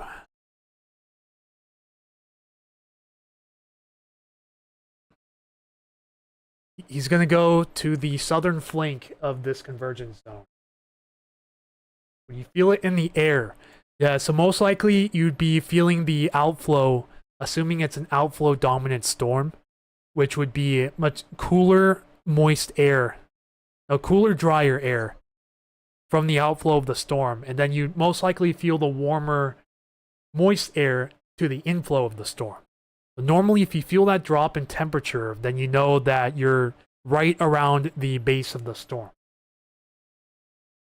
A lot of people report a temp drop when severe weather comes in.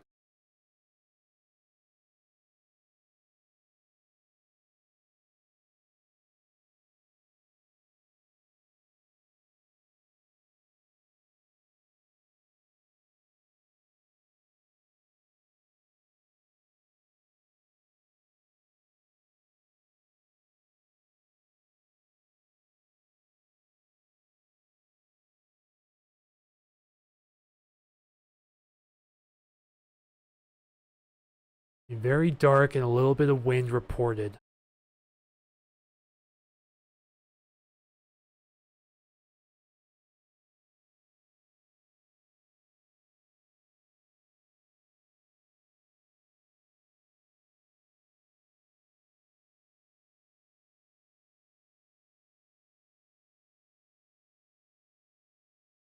Yep, Ben's on the move.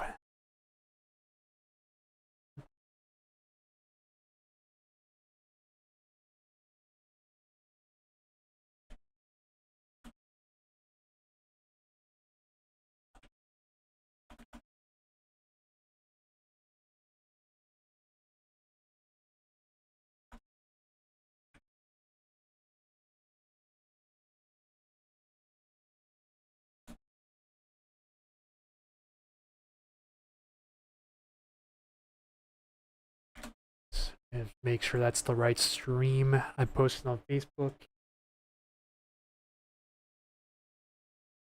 It certainly looks like the rotation is becoming a bit sloppy as it crosses Highway 2. Seems like things are starting to consolidate a little bit to the north near Lake Stevens. Definitely still rotation there, just nowhere near as broad. To get a wider view of things here. May be able to see it better on storm relative velocity.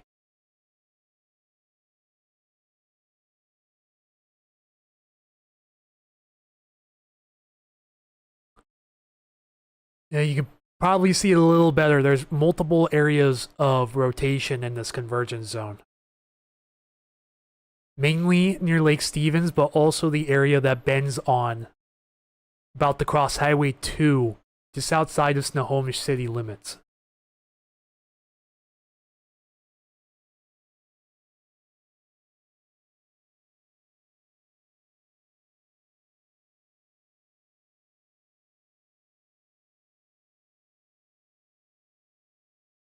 The report from Silver Firs, where the rotation was a few minutes ago, saying downpour for the last 10 minutes, but no thunder yet.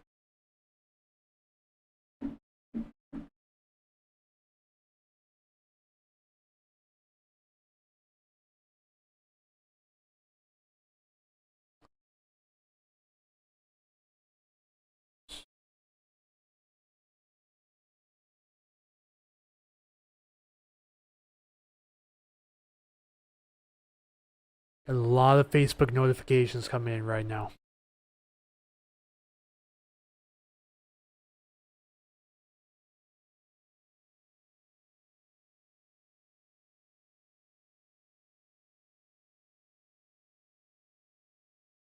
Okay, there we go. So I can unsend on the desktop, but I can't unsend on mobile. Interesting choice, Facebook.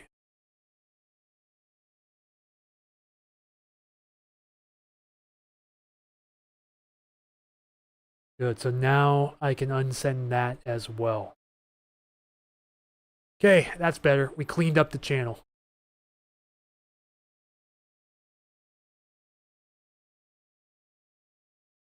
Alright, where was I?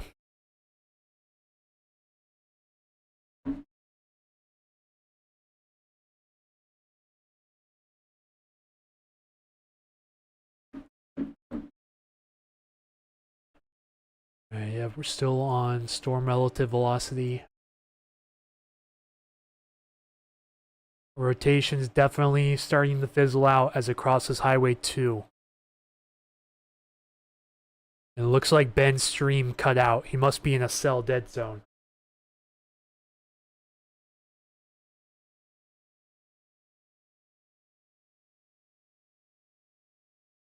A little bit hard to tell.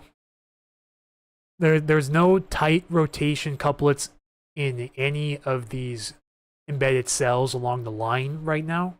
There definitely is some shifting winds. The combination of those northerlies and those southerlies that form the convergence zone do allow some areas of wind shear within the line. That's most likely what we saw crossing Highway 2 here.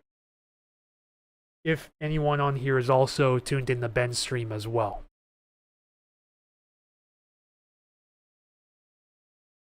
I'm going to try to refresh the stream, see if it's on my side.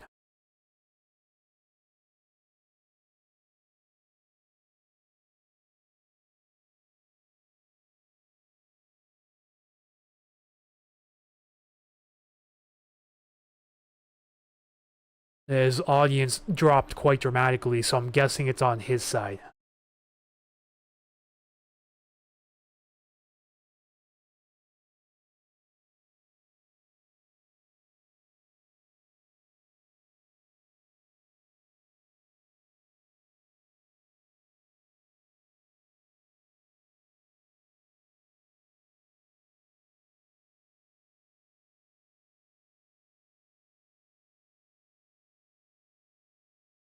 I think his cell connection dropped out. That's too bad.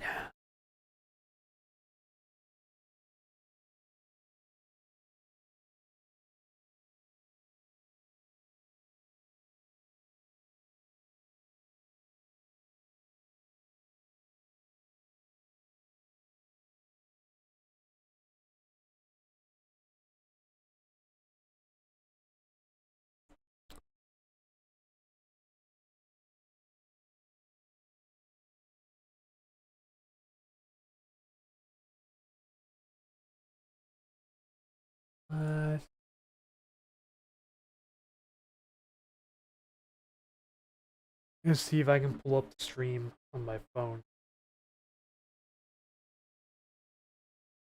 Yeah, stream's working on my phone, so it's something on the PC now.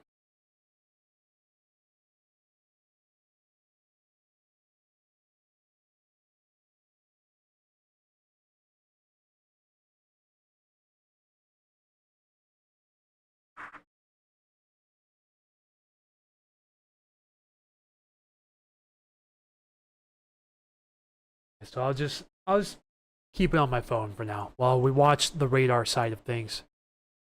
We got to check a little farther south as well, because it looks like this convergence zone is going to begin to extend itself into Seattle. It's a good thing none of the teams are playing their games at home.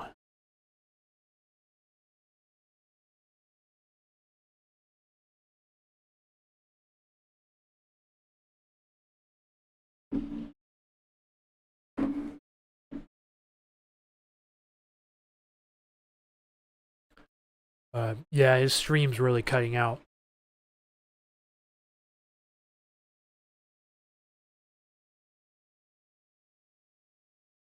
Might try to see something flare up here. In this zone right here, perhaps. But most of the activity right now is still off to the north.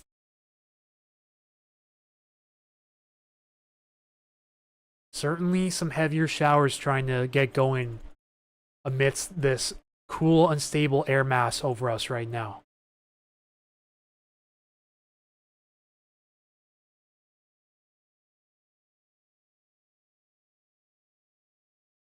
Yeah, so it does appear that the rotation has fizzled out within that storm right there. Seen earlier, it had a pretty good rotation signature on it for Western Washington standards. Seems now we have a couple areas of messier rotation, but it looks like this one's trying to tighten up here a bit to the north. This is moving off towards Lake Rosiger right now. And maybe another little area up here just north of Granite Falls.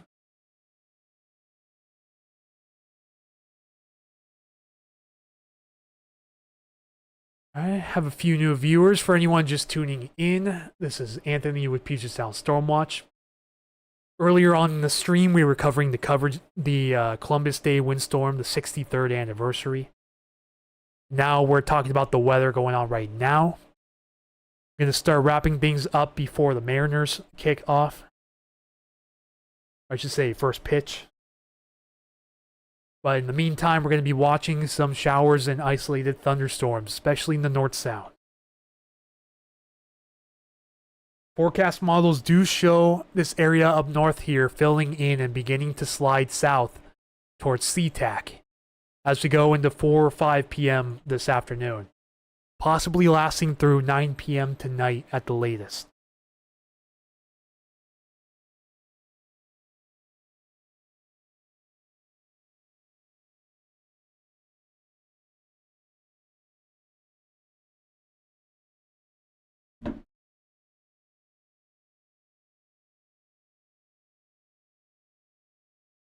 Yeah, the entire time I just realized that his stream's in a loop.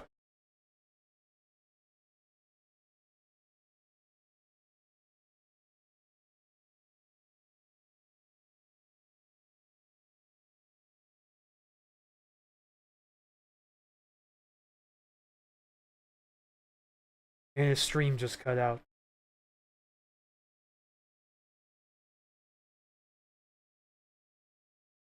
So it looks like he went into a dead zone.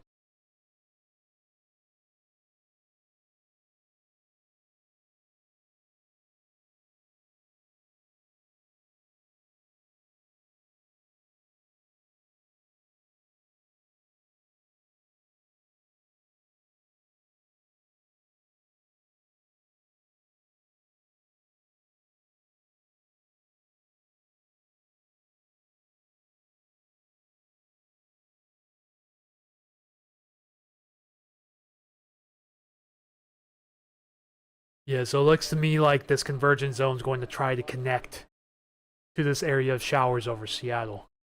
It may try to congeal into one long line in this area, perhaps.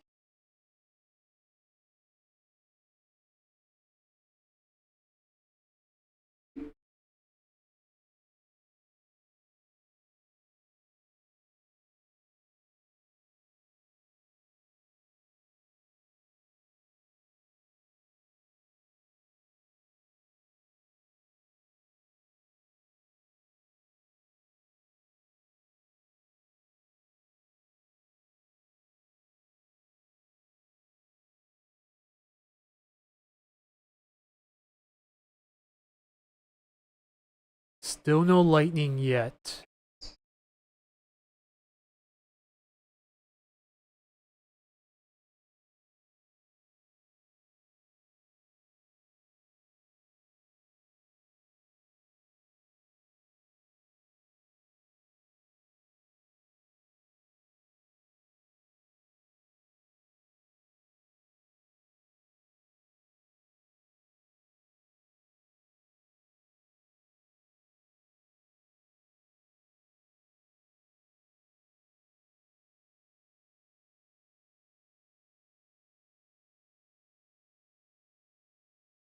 Okay, new live stream just started.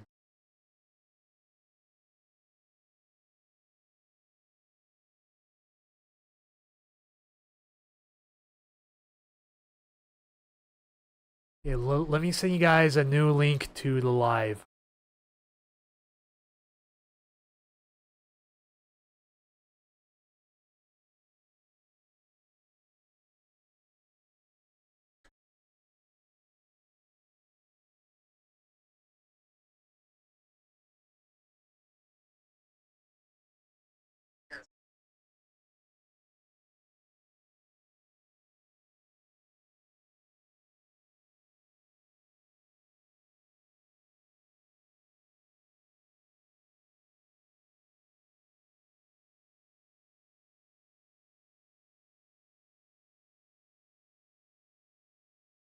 Be interested to see if Michael does a live stream as well.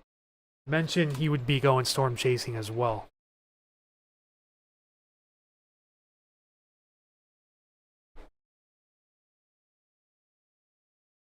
Anyways, let me give you guys a new live link here.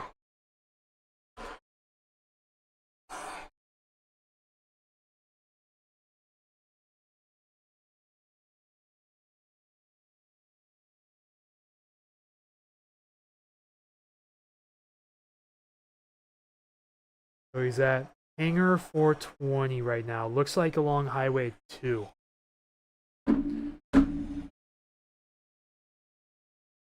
Definitely looks to be consolidating a bit here on the north end and the south end.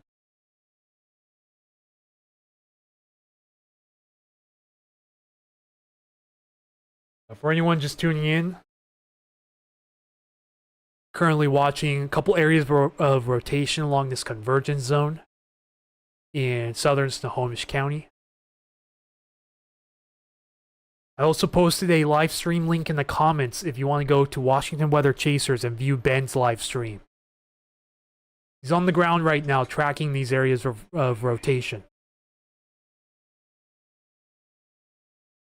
Starting to see the sun come out as well here in Milton.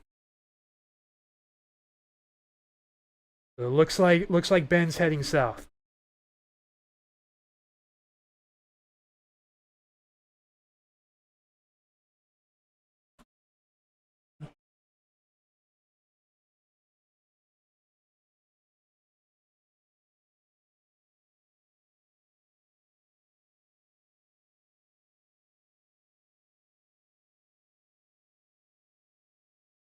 Wind's picking up a little bit as well.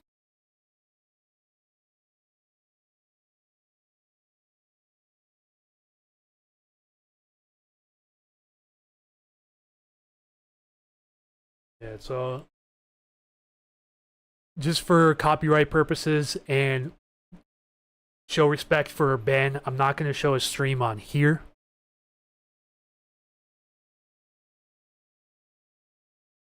But the link is in the comments if you guys want to tune into that as well.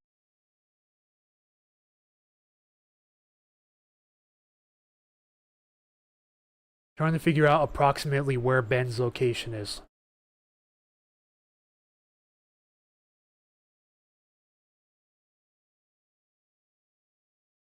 Does look like he's along Highway 2. I believe he said he's southbound Highway 2.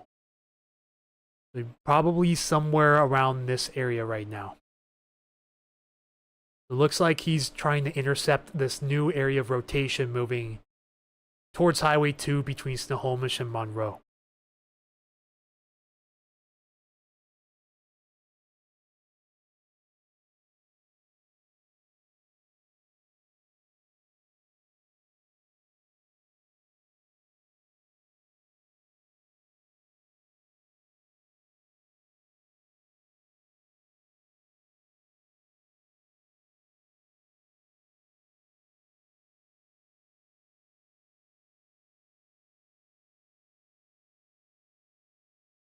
LAX 49.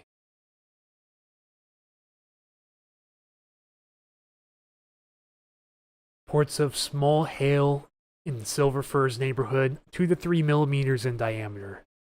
Very small hail, less than pea size, being reported right now.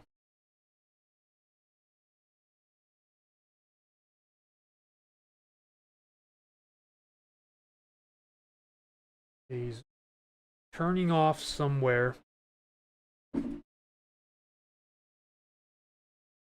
So thank you to who just subscribed. So we're up at 486 subs on YouTube. We're 14 away from 500. Can we reach that today?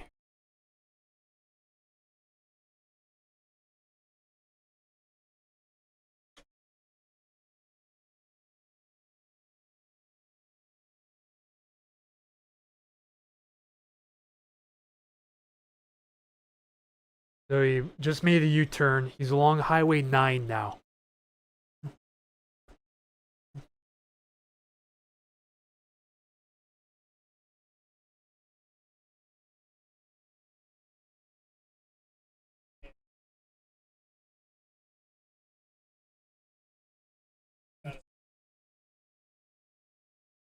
It looks like he made it down to the Maltby area. Highway 9 and Highway 524, perhaps.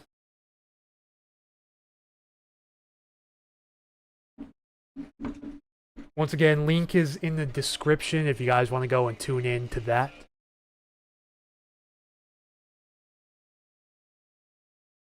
It just said he's by Cathcart right now. So he's in this area of the convergence right now.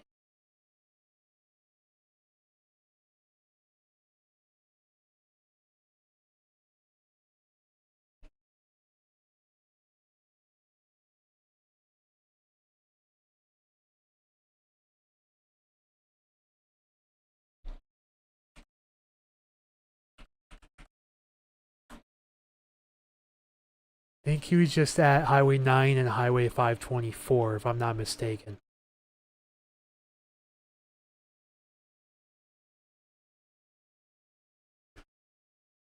Yes, he was.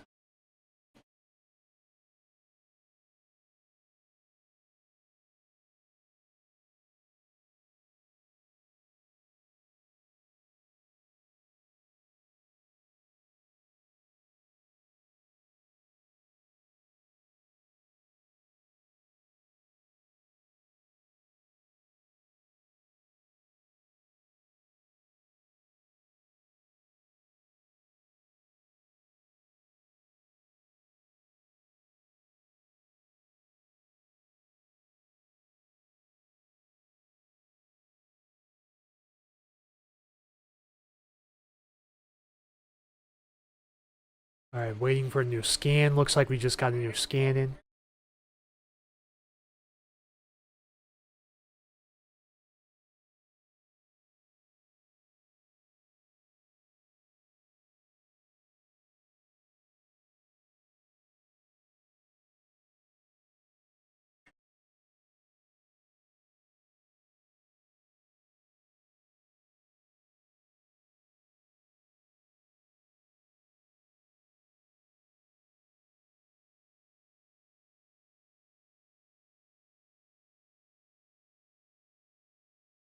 So I will show you guys a quick little preview on here. I don't know how well you can see it. This is the most I'm going to show right now, just for respect of Ben. You know, I haven't physically gotten his permission to show the stream on here. The link is down in the description if you guys want to tune in to the ground stream that I'm currently watching right now. For anyone just tuning in, 2 primary areas of rotation within this convergence zone moving off to the southeast.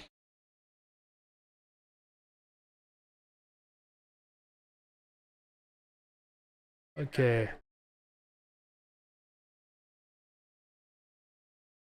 So it looks like he's right in here, off of Highway 9, between Cathcart and Maltby. If you guys want to tune in to his perspective, once again, link is in the description.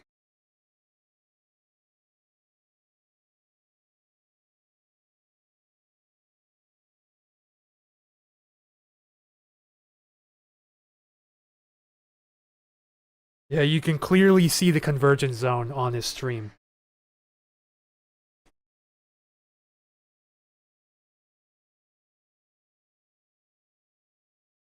It does appear that these showers are going to try to congeal in the one steady line here very shortly.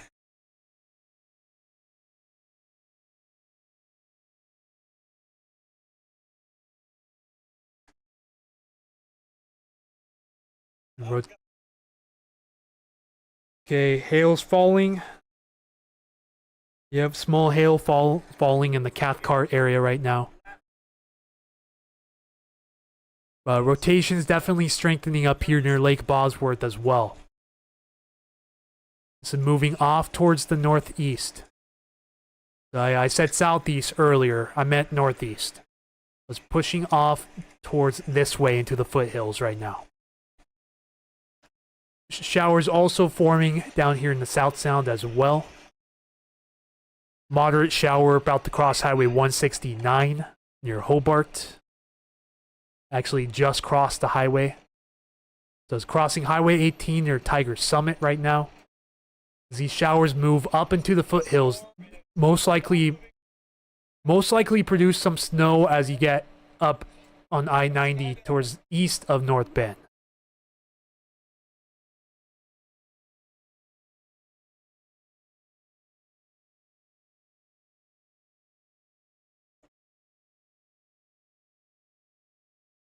Interesting to see if we get any lightning signatures on the south end of this convergence.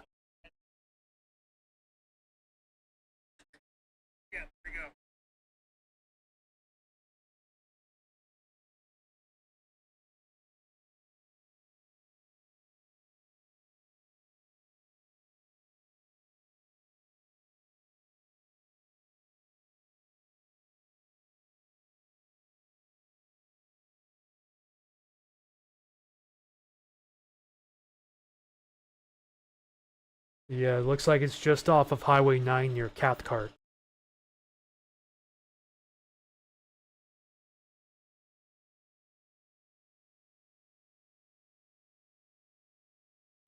Yeah, it's about to congeal together.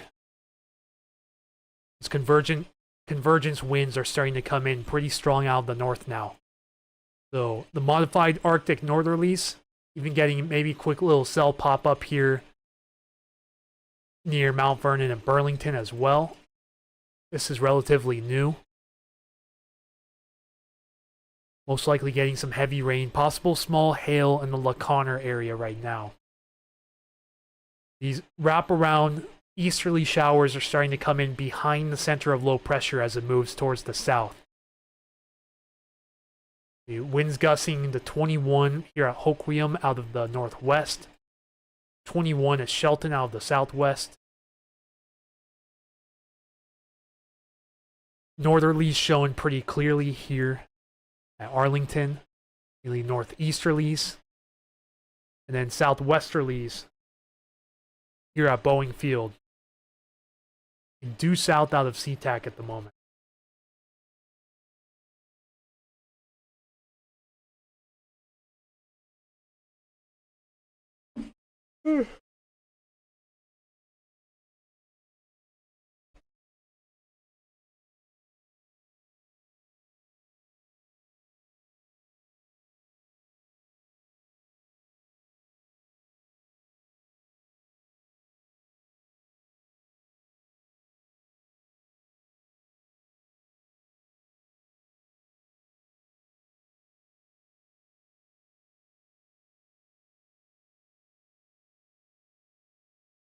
Also, if anyone watching right now would be willing to help me out, things are pretty tough financially at the moment, so if you guys would like to possibly consider a one-time donation, I'd like to thank everyone who has donated coffees so far, up to a total of 15 coffees total, worth $5 a pop.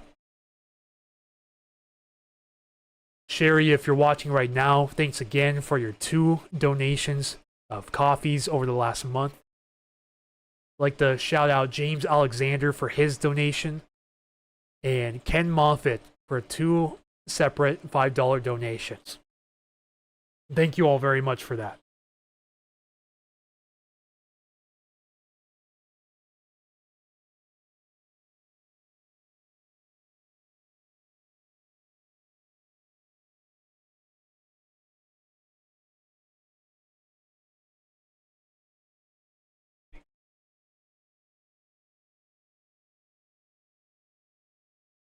The convergence zone is clearly extending to the southwest now. Starting to get some convection forming up here over the northern Lake Washington, extending all the way down into Manchester. So this convergence zone is really going to elongate itself towards the south.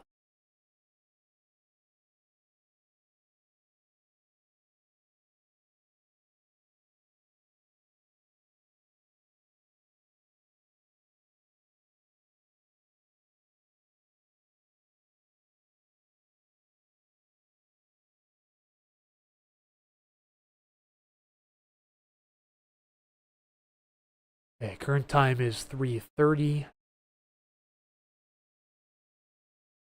Up to 12 likes at the moment. 114 total views. Thank you everyone who has continued to tune in. Been a little bit slow at the moment. We're just waiting to see what happens with this convergence zone. There's a storm chaser with Washington Weather Chasers on the ground right now. I'm also watching his stream as well. Anyone's just tuning in would like to go and see that stream, I do have a link posted in the comments section.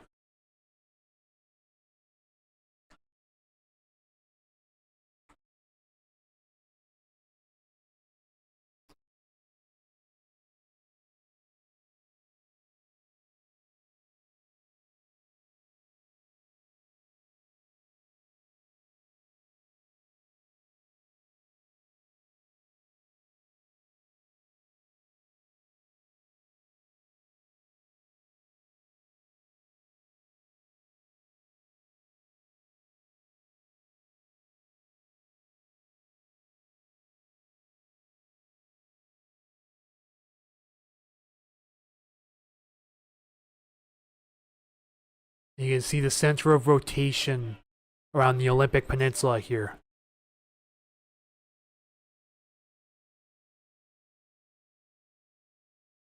Rotating like this at the moment, sliding south, and will continue to slide south along the coast as we go on through the afternoon, and it's going to drag the convergence zone towards the south with it.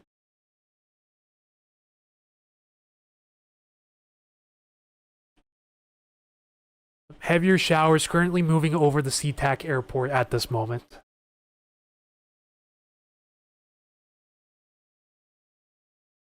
Yeah, I can see Ben's stream has 57 viewers, so that's definitely the place to be. I think it's going to be time to wrap this up here very shortly, depending on what goes on in the next few minutes.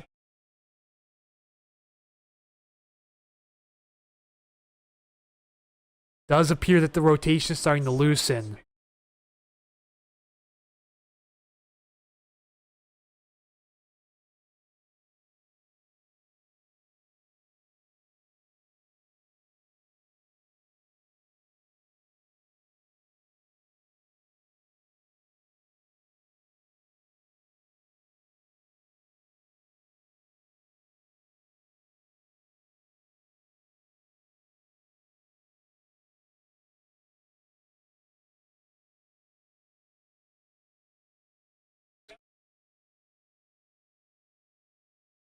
Wow, report of temp drop down to 46.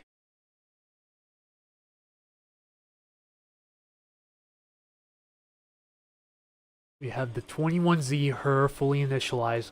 I'll pull up newest reflectivity on here to see what it has to say. Similar story. It does want to bring the convergence zone. Yeah, I thought it was mentioned in there for a second, but no false alarm. Still agrees with the signal of pulling this convergence down towards SeaTac and parts of Tacoma as we go through 8 o'clock tonight. Doesn't have as much of a strong signal for the line down here. That would be in the next half hour. Currently, radar's not showing it too well.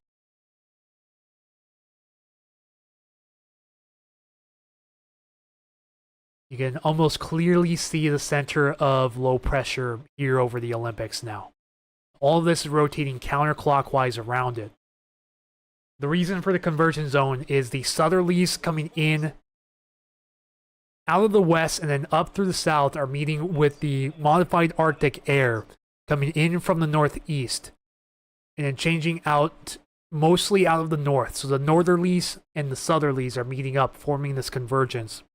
As the low pressure sinks to the south, so will the convergence zone. It doesn't look like the strongest showers have formed yet, but this convergence zone is extending along this line towards the southwest into Kitsap County at this time.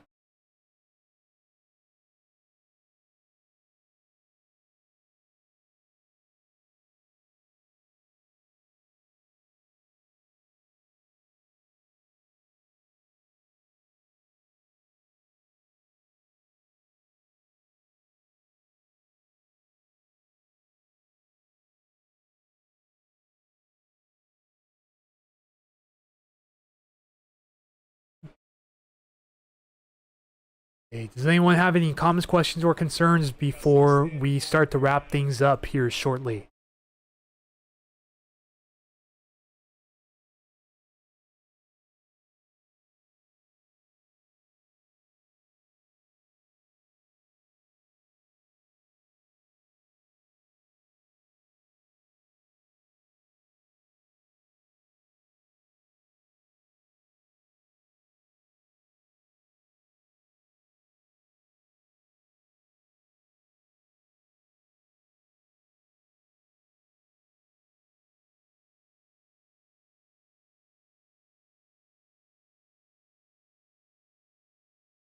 Yeah, really nice cloud features on Ben's live stream.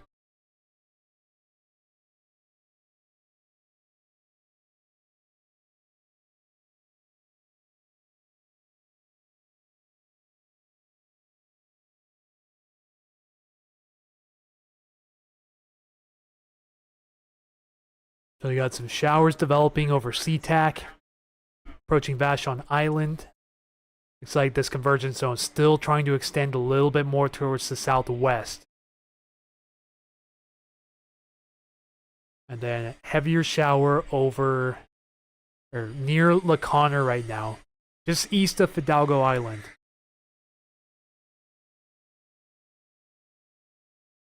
And of course, some heavier rain over the San Juans as well, but no lightning since earlier this morning at this time.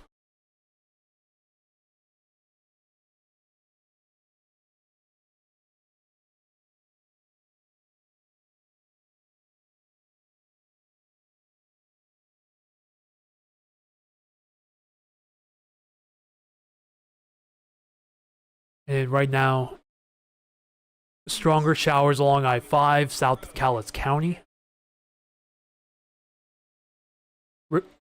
Forecast models do show this trying to congeal into a line structure.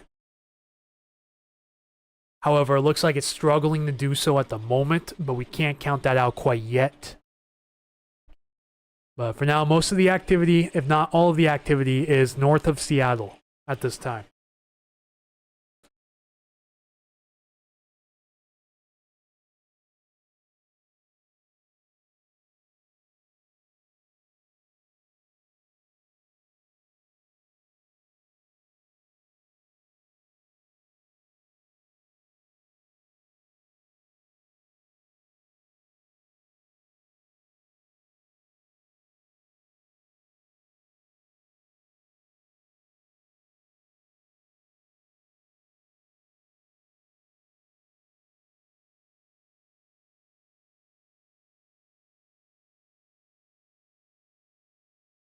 Ooh. This image right now, this is from Woodinville WX on Twitter. Flying a drone up 390 feet right now. And it shows a really, really nice cloud-based structure.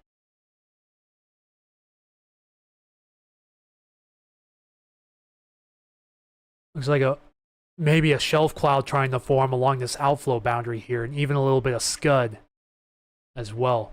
Really cool photo from David Lee with Woodinville WX.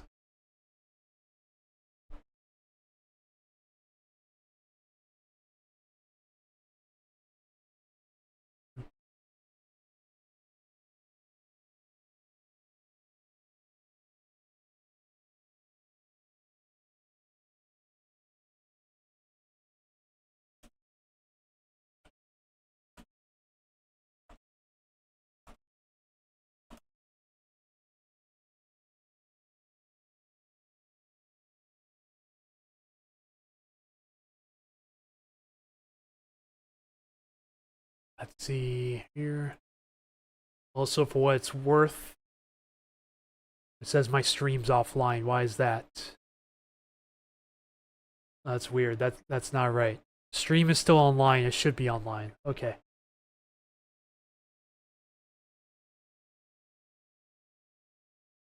Weird how that's showing that up. But anyways, last day for 20% off orders over $70 if you're interested in picking up a shirt or a sweatshirt from the Puget Sound Stormwatch store. Link is in the live stream description. if anyone's interested.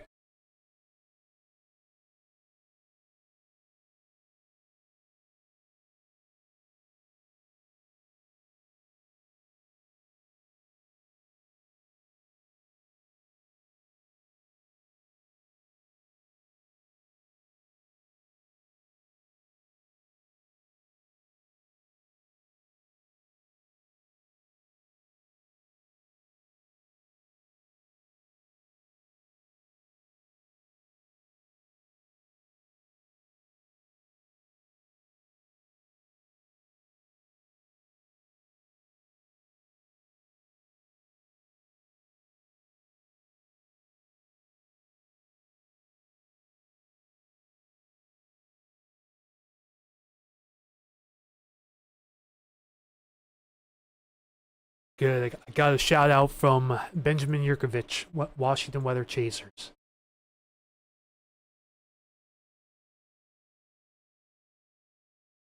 Showers trying to fill in a little bit here. Looks like it's trying to extend itself a bit more to the southwest. So this is the line of convergence right now, all the way from Highway 16 near Port Orchard, all the way up into Oso and vicinity. Some pop-up cells as well here in western Skagit County and parts of San Juan County.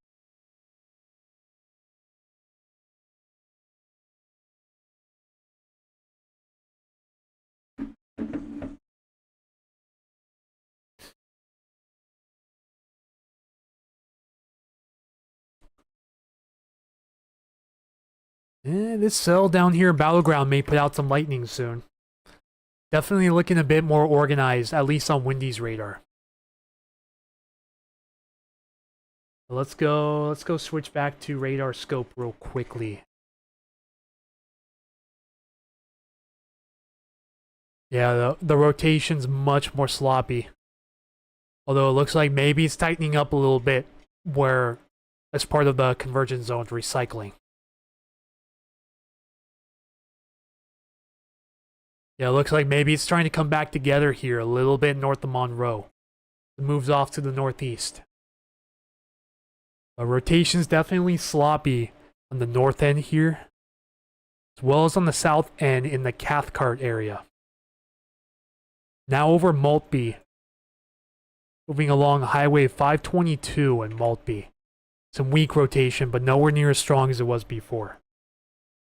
Sun is really coming out here in Milton right now, at least briefly.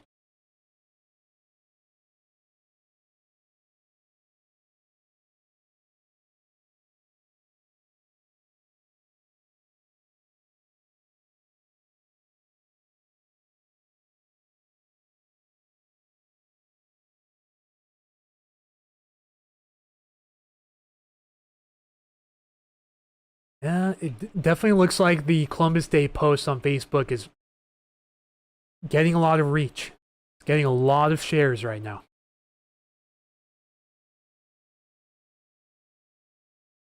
Guys, we are currently at 486 on YouTube, so we're 14 subs away from 500. Doesn't look like we'll get that push to 500 today, but that's okay. At 24,612 followers on Facebook. Means we're only 388 away from the big 25K at the moment.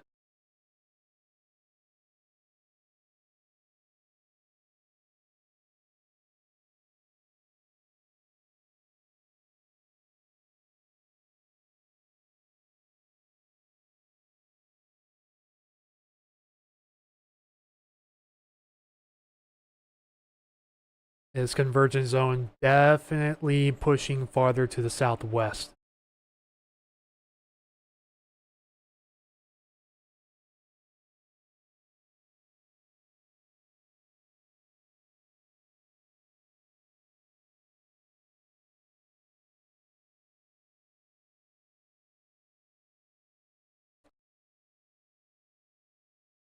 So yeah, a couple areas of rotation showing up on radar.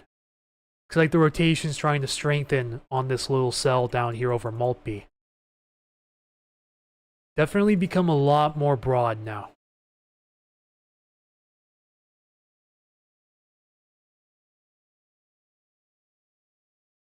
It's a little bit ahead of this cell just east of Maltby. Be the strongest area of low-level rotation at this time.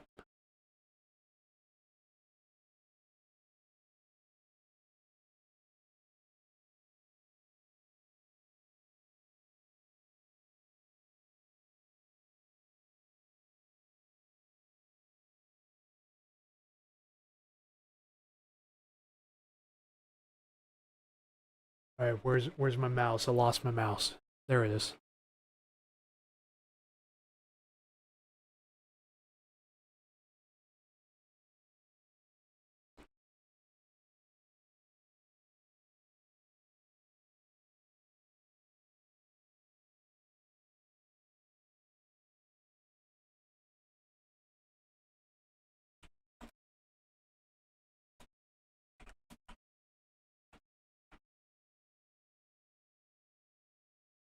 Hang on, guys. Gonna bring up another photo from Woodinville WX.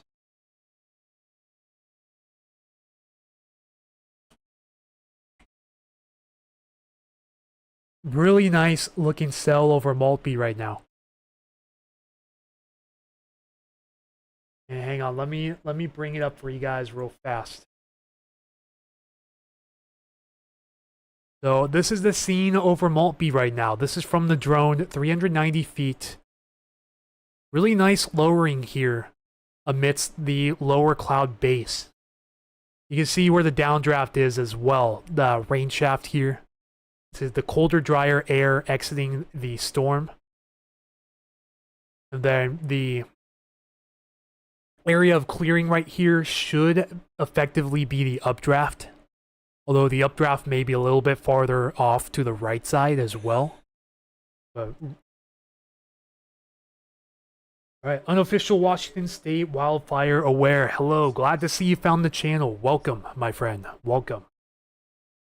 Currently just showing an image from David Lee with Woodinville WX on Twitter right now.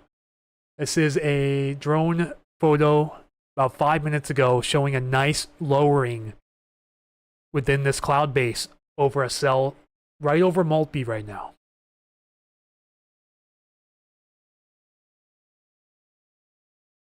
We're getting some new activity firing up over Whidbey Island as well.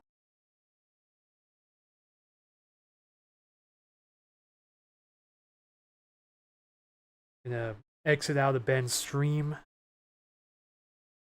for a moment.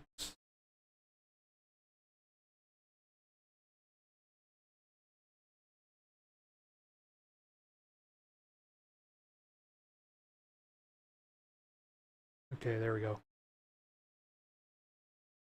Let's see what it looks like on Radar Scope and then post an update on there as well.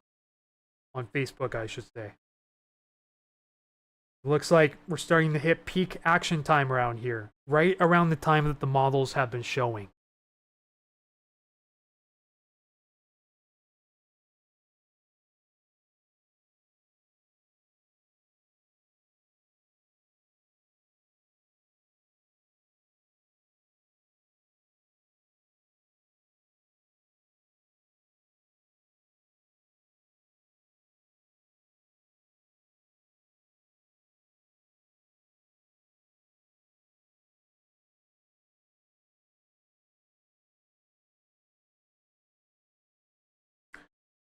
Oh yeah, this conversion zone's definitely hitting its peak.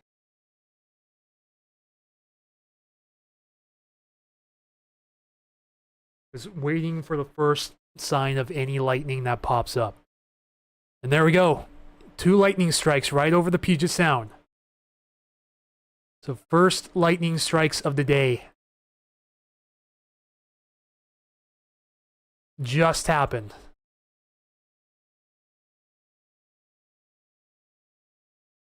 Not showing up on Radar Scope yet. Yes, confirmed lightning West Seattle. And just heard thunder in Bainbridge.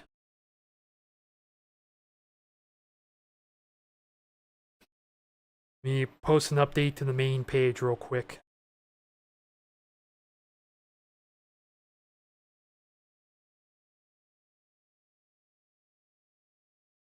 There we go. Yep, dual lightning strikes.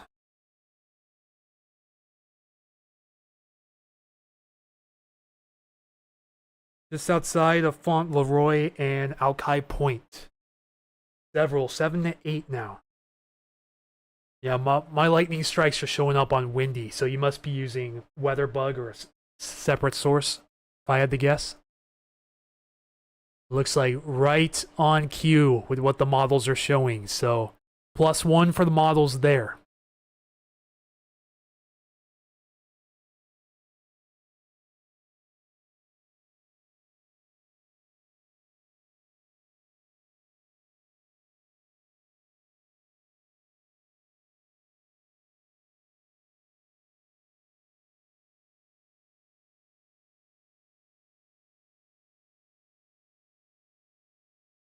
Using Lightning app, okay. Thank you for the clarification.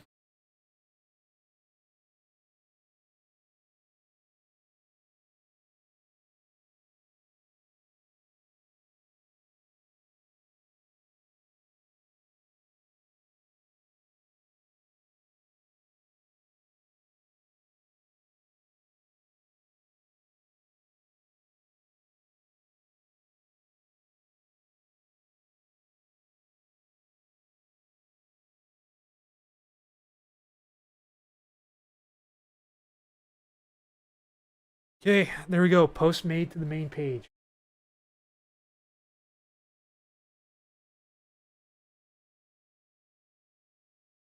So yeah, for anyone just tuning in, currently watching new lightning strikes in the last 5 minutes over the open waters of the Puget Sound.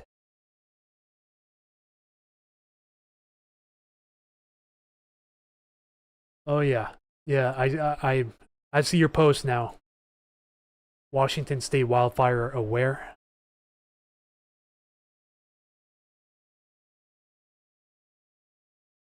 So just to make things shorter, is there a good name I can call you by? If you prefer that.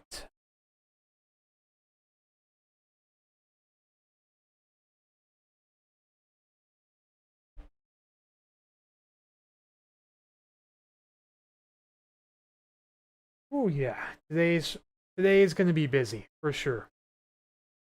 Been a busy one. It looks like it's about to get busier. I am still planning on wrapping up the live stream here in the next hour or so before the Mariners' first pitch.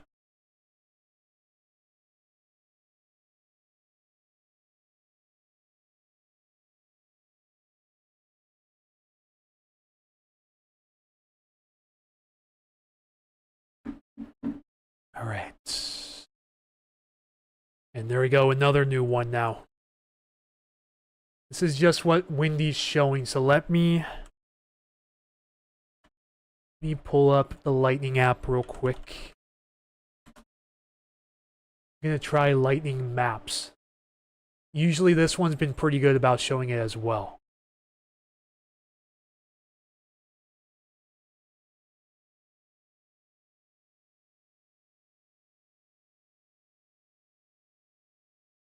Yeah, it looks like this one's not showing it real good. Just showing that recent lightning strike between Bainbridge and Alki Point.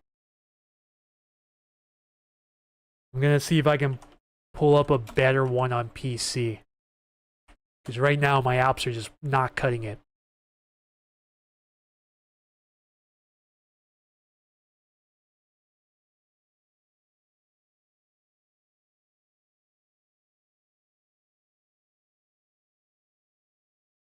Yeah, it looks like WeatherBug's showing it quite a bit better. We just had a new strike directly over Blake Island. This one's showing 5 compared to Windy's 3. I'm gonna leave this map up for now.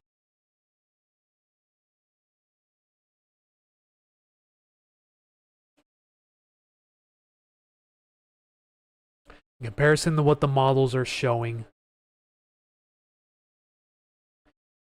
Yeah, the recent HER's kind of struggling, but the NAM is just about hitting the nail right on the head.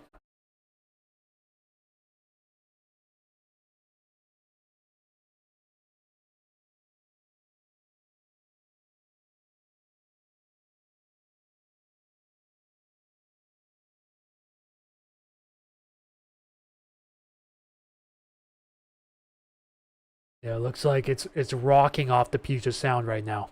We just had one right over Vashon Island. Oh yeah, it's going off right now. It is going off over the Puget Sound. Just want to see if there's a way to expand this window. No, never mind.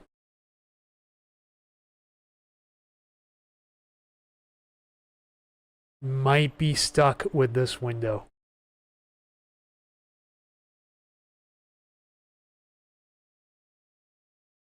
Does look like, okay, there we go. It's showing up on windy now.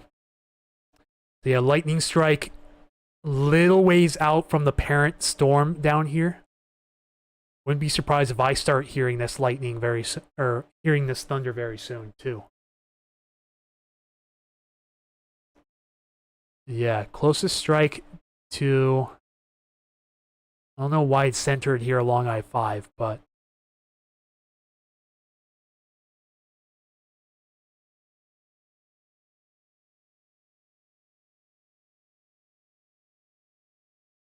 yeah, so far, quite a bit of lightning activity just northwest of Fauntleroy, moving off into West Seattle, Alki Point, Elliott Bay. Definitely glad we're not having the Mariners game here at home today, because it would almost certainly be delayed by lightning.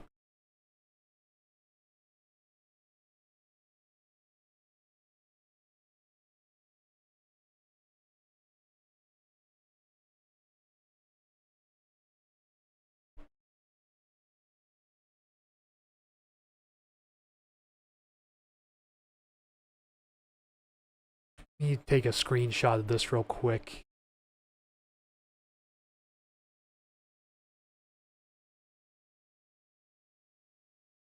Yeah, new lightning strike just off the coast of West Seattle.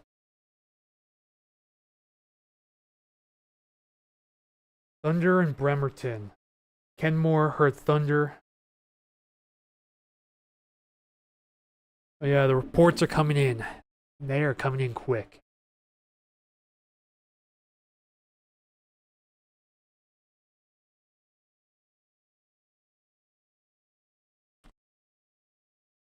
Still haven't heard thunder here in Milton yet.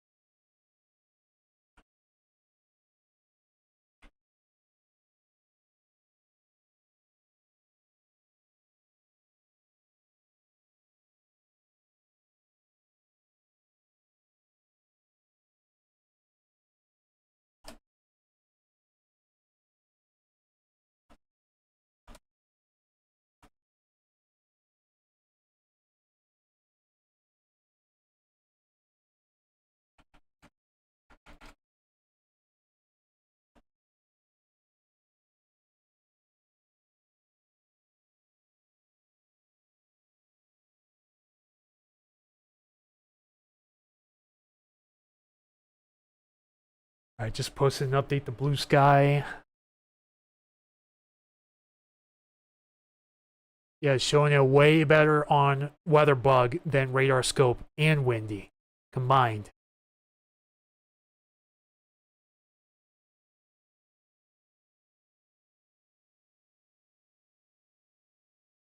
Small hail in Kent.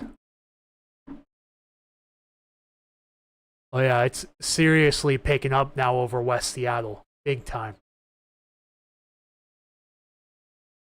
Looks like the viewership's starting to go up too. Hello, welcome in everybody. We're currently live streaming reports of lightning and thunder over West Seattle and Alki Point. Even WeatherBug has more activity. New lightning strikes just to the northwest of Alki now. This is also northwest of Fauntleroy. A lightning strike several miles from the parent thunderstorm out here on Vashon Island. Lightning strike over Blake Island. Activity beginning to move northeast towards downtown Seattle, points north right now. So as a heads up, if you know anybody outside near West Seattle at this time, please tell them to take shelter. His activity is really flaring up, and we just had one directly over downtown Seattle as well.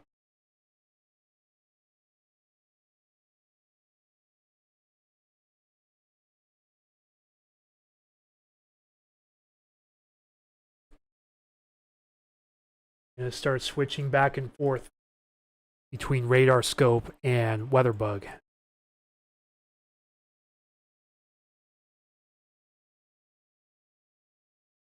Yeah, so far radar scope's only shown the one over Vashon Island.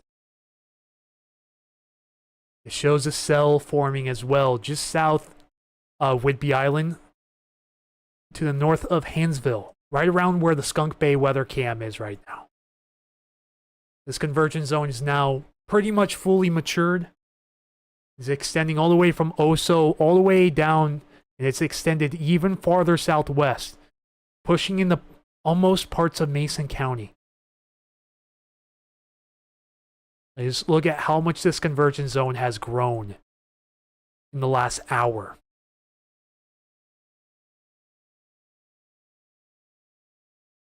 Oh yeah, this convergence zone is taking off right now. Even,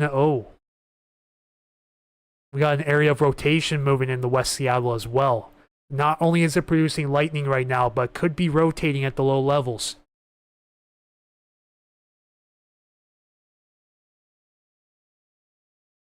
Definitely have to post a rapid fire update on that.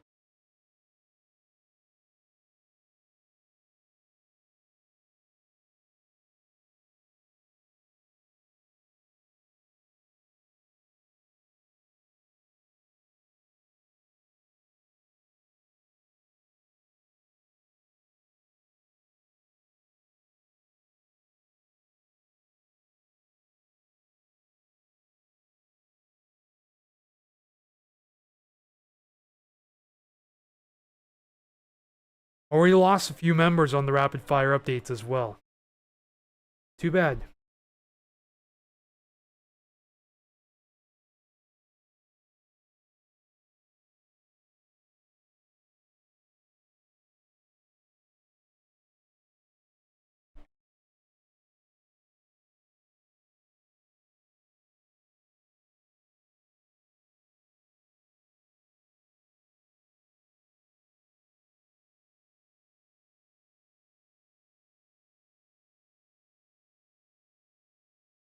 Okay, update has been posted.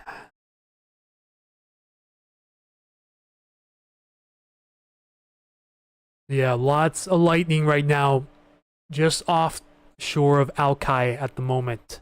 Moving off to the northeast. This is moving up towards downtown Seattle at this time.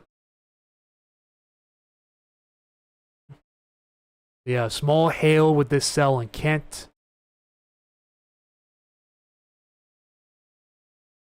If all goes as planned, this convergence zone should begin to slide to the south a little bit, as this low pressure center also moves to the south. We're still seeing a little bit of northeasterly movement with this. You notice how most of the convergence zone is nearly stationary at the moment.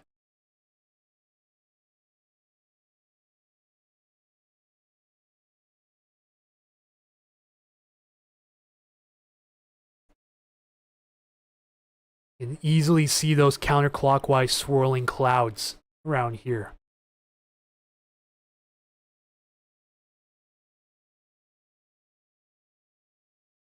Yeah, I believe as this low pushes south, the convergence zone should also start to move a little bit more to the south. So some areas down towards SeaTac, if you're not already hearing thunder, you could hear thunder soon.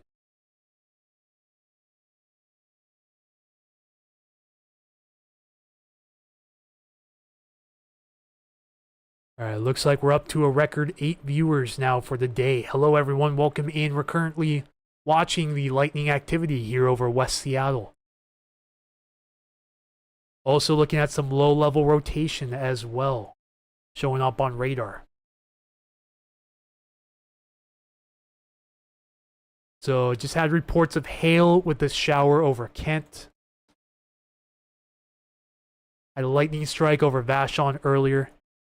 The cell has since sort of loosened up, but in the last scan, it did have some noticeable low-level rotation.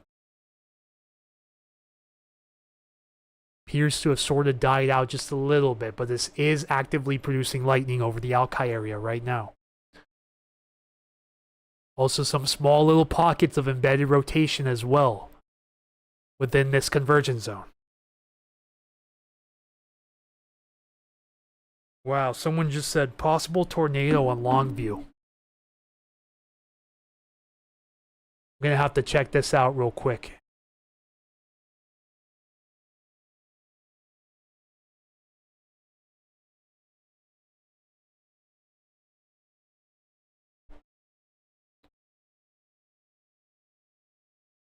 It's hard to tell. It's really hard to tell. At least from that radar site. But this is 410. There's actually pretty good rotation down here in the Brush Prairie area. And for those of you who remember, there was a tornado down here in 1972. April 3rd of 1972, we did have a tornado, an F3 tornado, the deadliest in Washington state history. Cross over the Columbia River. I believe it was in the Camas area, or maybe just west of Camas. But this area has had funnel clouds and tornadoes in the past.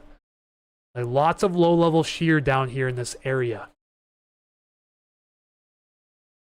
Let me see if it looked any more impressive on the Langley Hill radar.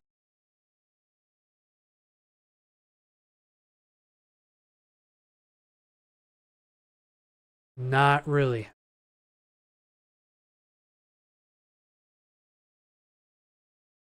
Yep, new lightning strike over Kirkland area. Activity is really starting to pick up right before Mariners kickoff, but thankfully they're in Toronto.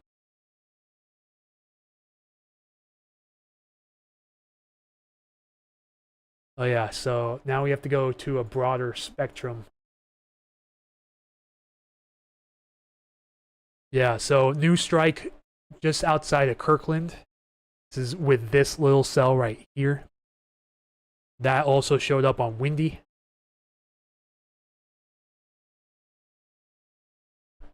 Quite a bit of activity across the Seattle Metro right now. Just heard it from Duval. Wow. Quite some distance. Yeah, I would have thought I should have heard this lightning strike over Vashon, but I did not.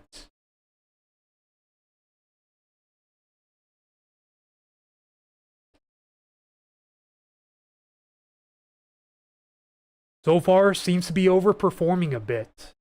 At least compared to what the models were showing. It did show lightning flash potential. Yeah, I got a photo from Facebook. This is courtesy of Tasha Edwards on Facebook. Looks like this is Elliott Bay right here, Port of Seattle. Yeah, this is from West Seattle area looking off to the east.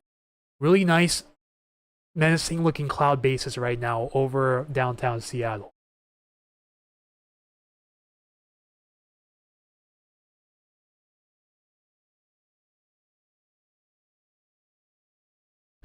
Yeah, it looks like all of the Washington WX people are getting on this.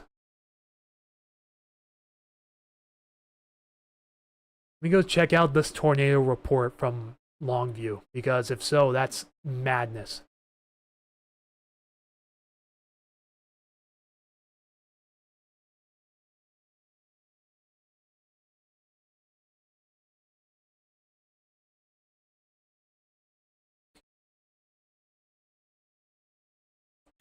One witness described observing what appeared to be a funnel cloud or possible tornado at the time of the event.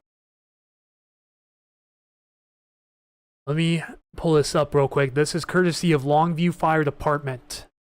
Some roof damage down here in Longview, possibly associated with a tornado or funnel cloud. The funnel cloud itself wouldn't cause the damage, though. If it was a wind event not related to a tornado, it would have been outflow winds. Like damaging straight line winds from the cell.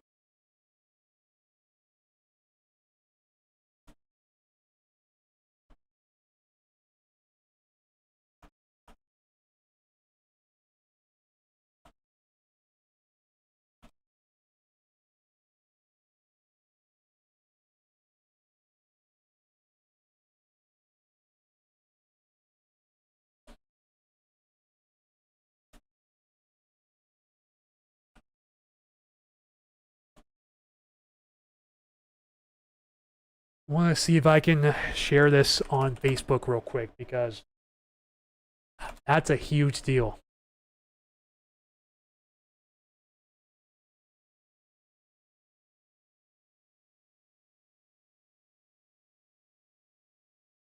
Yeah, that's Longview, Texas. Longview, Washington.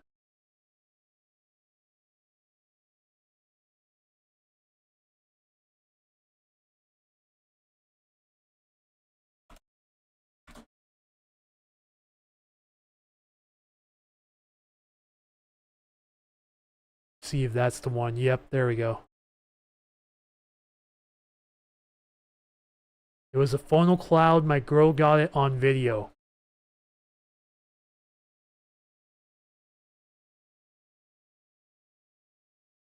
Yeah, breaking news out of Longview. Got some wind damage associated with a possible tornado or some strong outflow winds.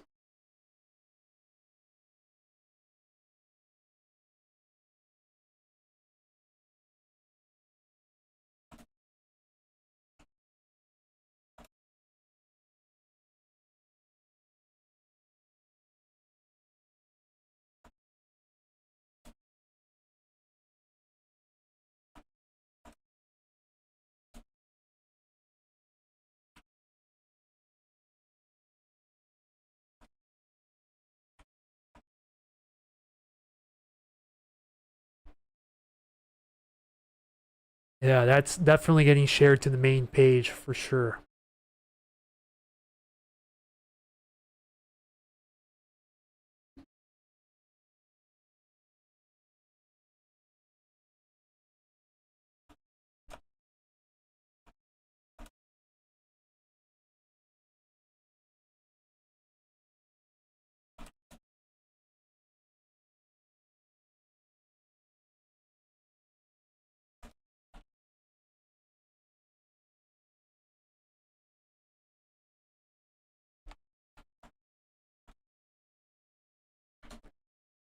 Yeah, quite a bit of new lightning popping up over Kirkland.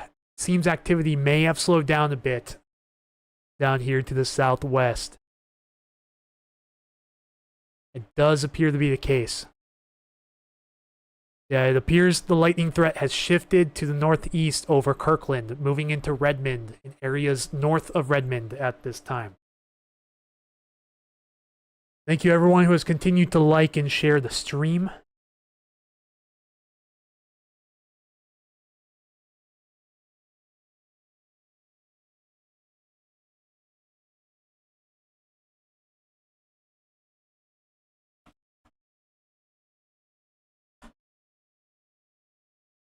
All right.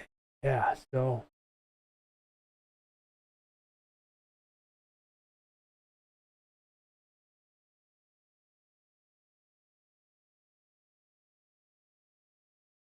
not too often you see that, but the Longview Kelso area is in a favorable zone where you can get some localized low-level wind shear. Like that entire area of the Columbia and where it meets the Lewis River and the Cowlitz.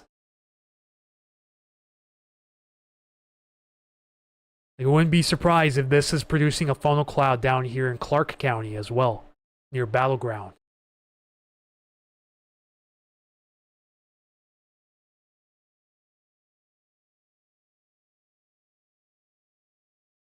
So yeah, it looks like the lightning activity has shifted to the northeast, moving into Redmond.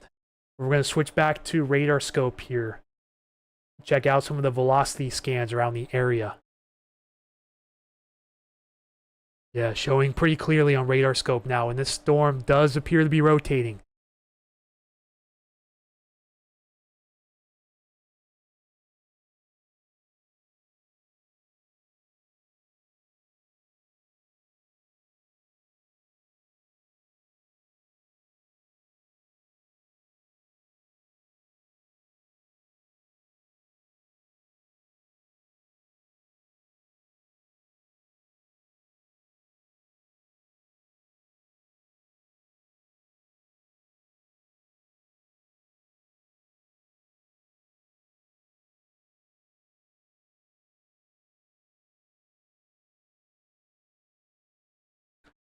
Posted a new rapid fire update on Facebook. It does appear there's multiple areas of rotation just in this little line segment here. And who knows, my area might get clipped by this a little bit. Winds gusting to 20 miles per hour due south in Boeing Field. Strong shower, possibly producing hail over Hansville. Definitely a rotating shower out here near Three Lakes. Of course, multiple areas of rotation in Redmond and Bellevue. Looks like we're definitely hitting a peak strength on this convergence zone around the area.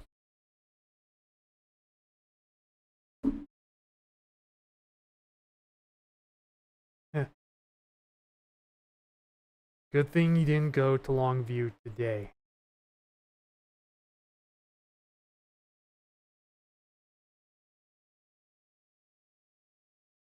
Yeah, Longview's a little out of range right now for this.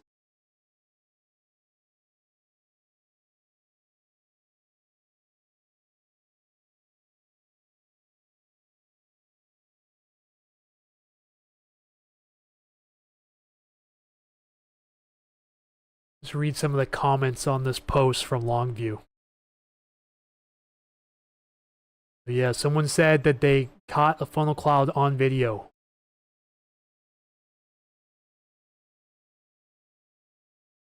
Someone said, please send the video. It tore up my yard and neighborhood. Saw the fully black cloud pass by my window across from Safeway heading northeast. 1.5 inches on the roof of the carport in a few seconds. Cloud was moving super fast. Trees down by Pacific Surgical also.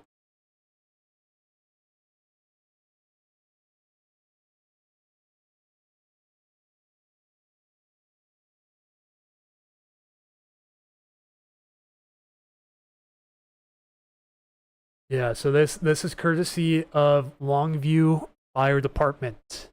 You guys want to go and see the post on Facebook, look up Longview Fire Department. Make sure it's Washington and not Texas.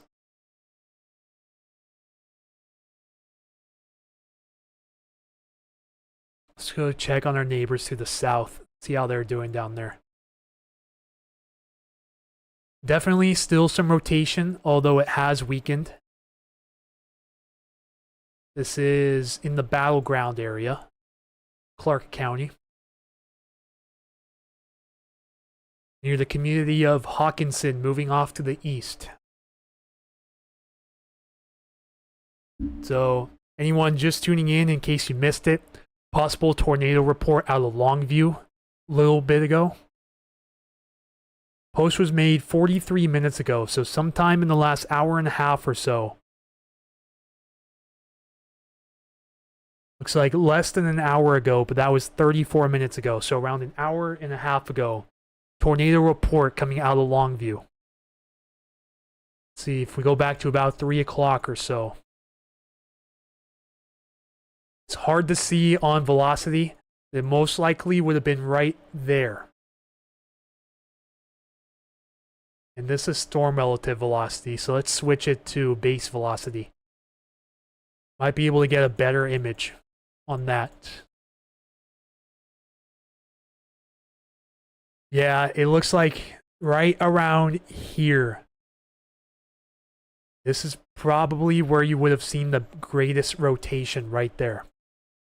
And hang on, radar scope's being a little glitchy, so bear with me. Yeah, so looks like right around between 3 o'clock and 3:10. Possible weak tornado touchdown in Longview. And yeah, there was definitely some rotation in this storm as it passed through Longview. Unfortunately, Longview is out of the coverage area. Spanish dancers, I need to come over Fife and Milton. If the model guidance is showing things correctly as we go on through the afternoon, then this convergence zone may start to slide south a little bit. It's currently almost stationary from Oso area all the way down into southwestern Kitsap County. It may start to sink a little bit farther south. Just how far south is currently unknown.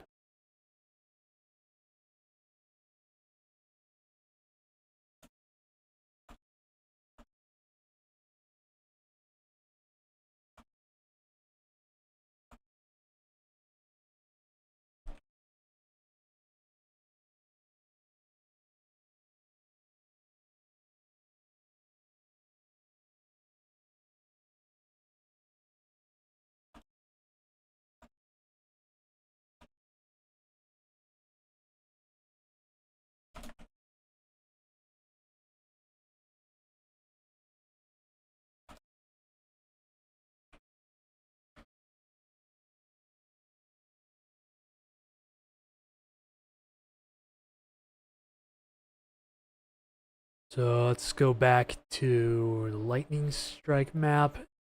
Looks like activity has begun to slow down temporarily.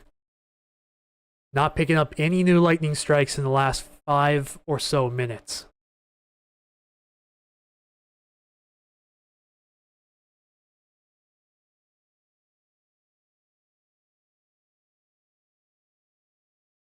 Yeah, definitely multiple areas of weak rotation, ranging from Mercer Island up into parts of Redmond in points northeast.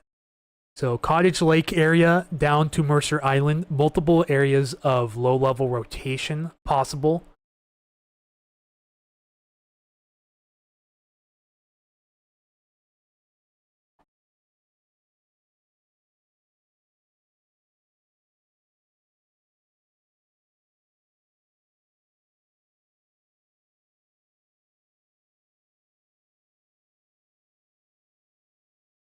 Yeah, multiple people.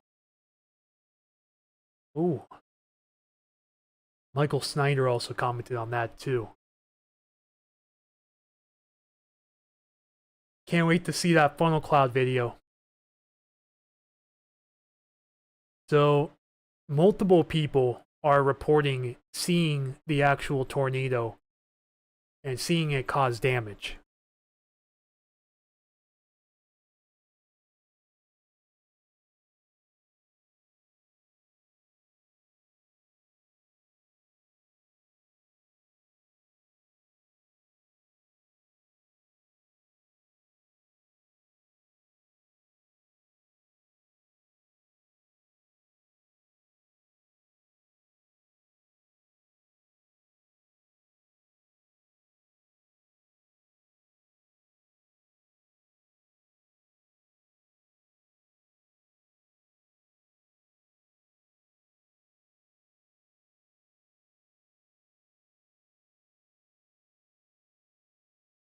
Lightning and thunder in Monroe, major thunder over Mill Creek and Silver Firs.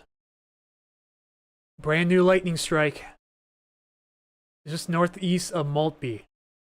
Now picked up on radar scope. Hang on, I gotta switch you guys here real fast. We also just got a new lightning strike over the water as well, again.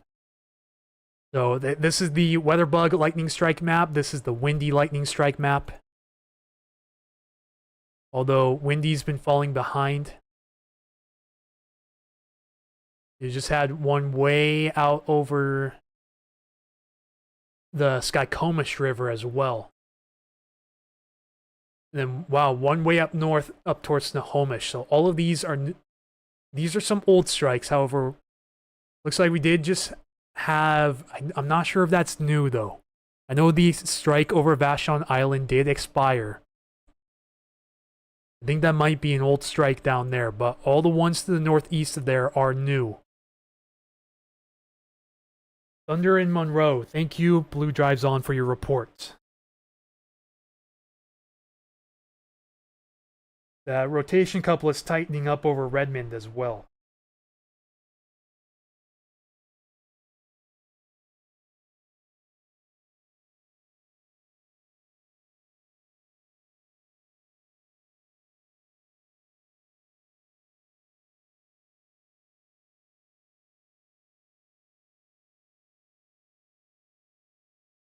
Looks like we're up to 10 viewers now. Hello, everyone. Welcome in.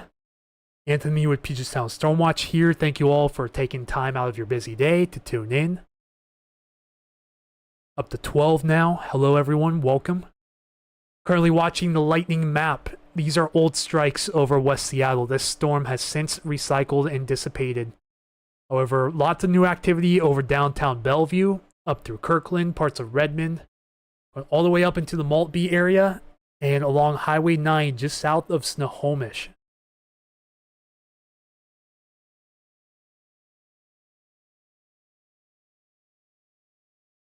So, yeah, lots of lightning reports coming in right now.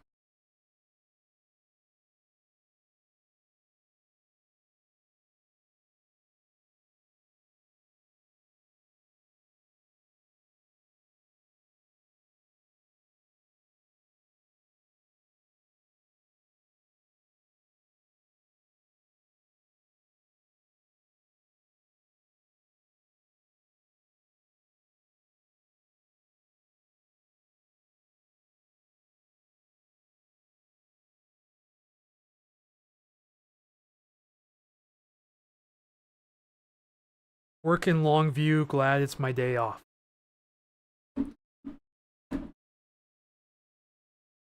Oh, new lightning strike over the east side of Seattle as well. Right on the backside of this storm crossing over Lake Washington. New lightning strike. This is in the Madrona area.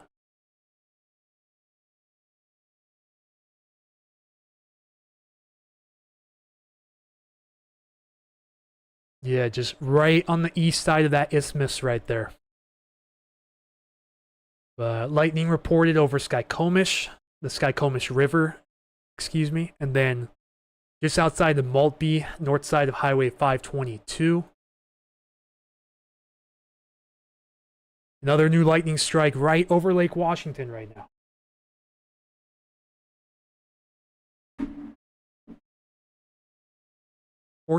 Oh boy, wow. I did not see that. Okay. Lightning now starting to fire up here over Vashon Island. Surprised I'm not hearing the thunder from this yet. Well, this was supposed to be a shorter live stream, but it looks like we're going to be extended due to the risk of lightning in this area. However, I do still intend to wind down around the time of the Mariners' first pitch. Just as a heads up.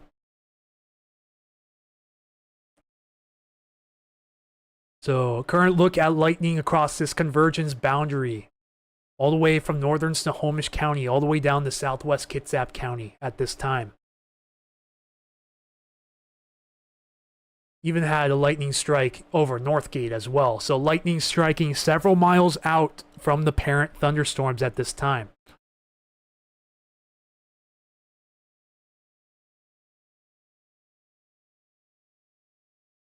So yeah, plenty of lightning. Oh boy. Sherry Wilcox, are you on here still? This is pretty much directly over your area.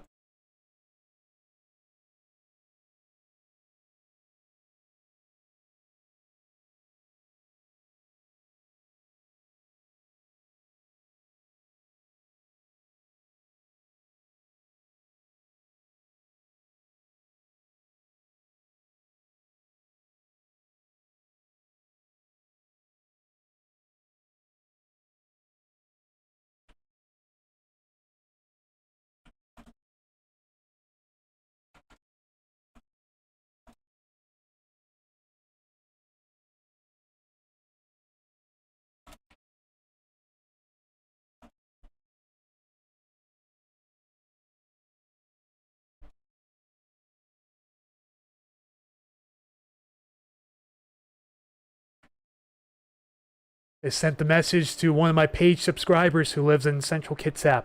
She asked me earlier if there would be a chance of lightning over Kitsap County today.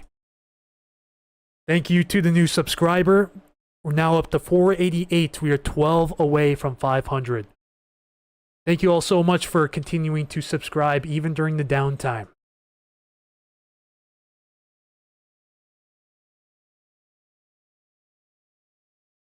Trying to keep the general area in full view here. So, yeah, lightning over the Olalla area. Some new lightning strikes crossing into Vashon Island. Sunshine and blue sky in Parkland. Thank you for your report. Lots of activity moving back into Bellevue again. Is currently on both sides of Highway 520 as well as the east side of 405. And lots of lightning up north here, heading into Snohomish County as well. Yeah, both Radar Scope and Windy are missing a lot of this activity right now.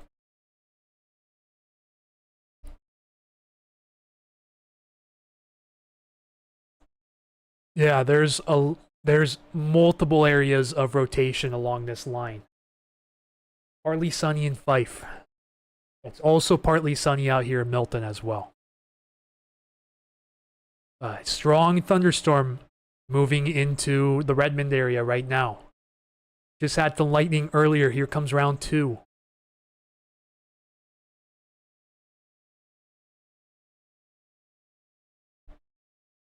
Then, yeah, this convergence zone is nearly stationary.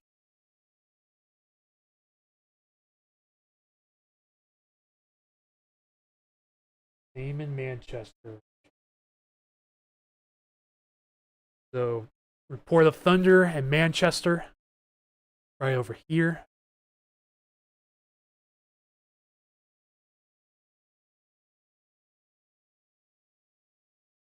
So right now, most of the more recent lightning activity is centered here in the Bellevue area. Strong thunderstorm about to cross I-405 very soon. Starting to get breezy. Yeah, that convergence zone, models are showing it moving south. Let me see if I can pull up a new model run real quick.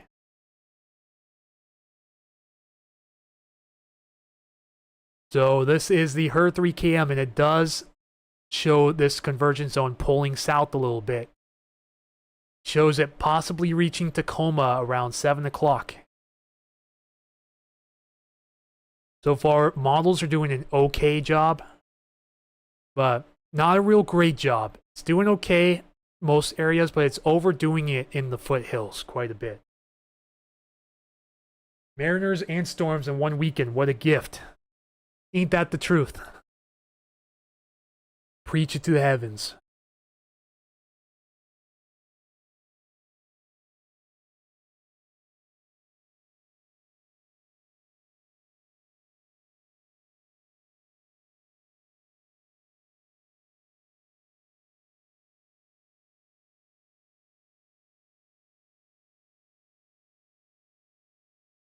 But I'm definitely going to be looking into that possible tornado down in Longview.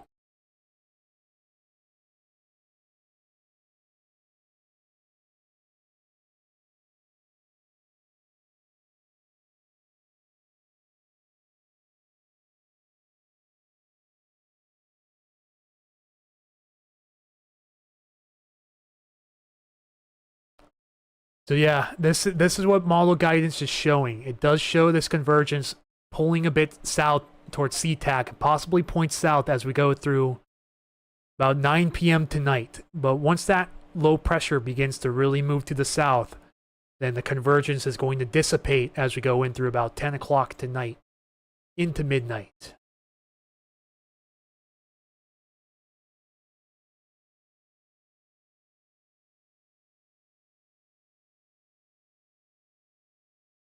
Yeah, lots of cloud-to-ground lightning currently over Bellevue.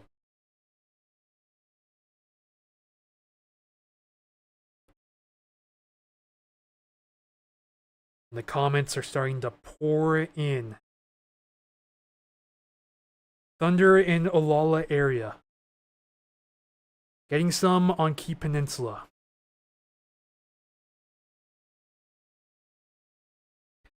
This end of the convergence right now.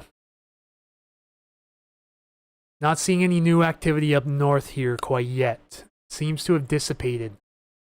At least temporarily.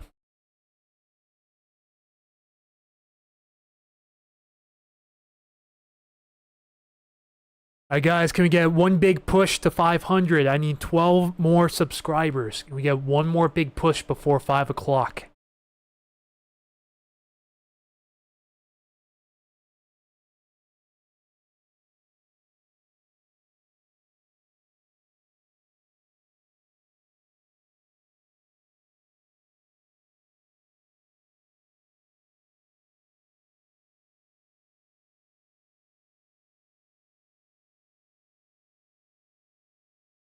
Oh, let me see if they tweeted to Longview Fire Department.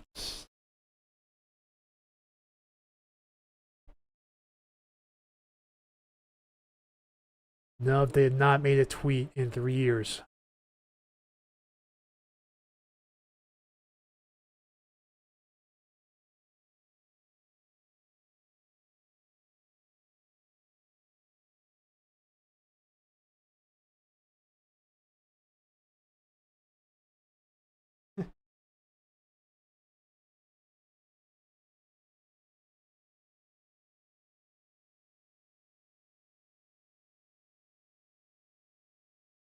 Alrighty. Temporary brief pause in lightning down here in Kitsap, Pierce, and King counties. Still haven't heard any thunder from headquarters here in Milton.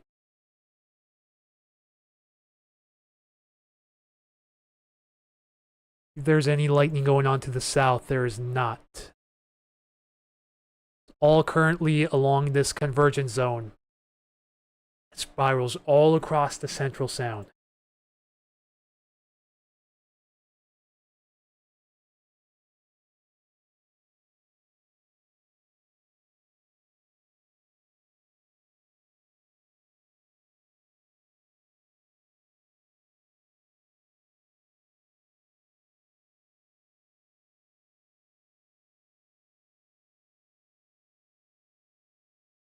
We got an update of 4 commercial buildings damaged, 500 block of 14th Avenue in Longview.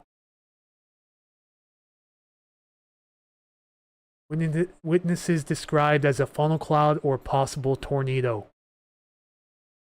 Power outages in the area as well.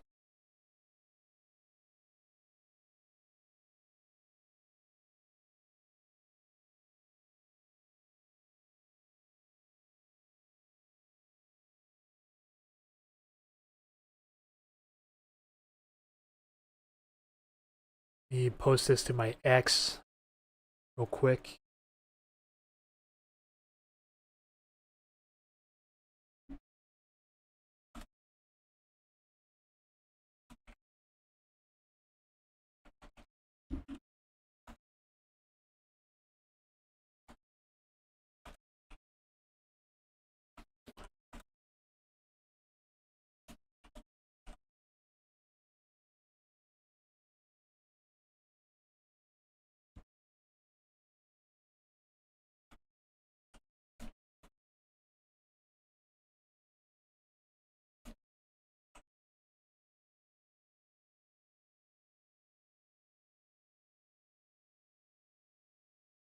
Haven't paid attention to the lightning strike map in a couple minutes. Yeah, convergence zone still holding on. Just appears that lightning activity has slowed down a bit. Maybe a little weakening with this cell over Bellevue right now.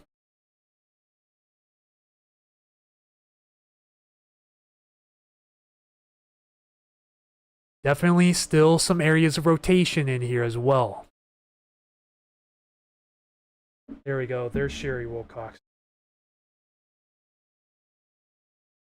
So yes, confirmed thunder and lightning in central Kitsap County. So rotation crossing 405. Some more rotation moving into Novelty Hill, some up at Cottage Lake. Maybe a new area of rotation starting on the back end of this convergence over the Snohomish area.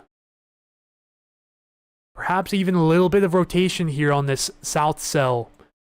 About to cross back down into Pierce County here shortly. Just a lot of embedded low-level rotation within this line. Another +1 sub, thank you, whoever subbed. At 489, we're 11 away from the 500 mark. Pretty nice rotation here in Bellevue. Wonder if we'll hear of a funnel cloud report anytime soon.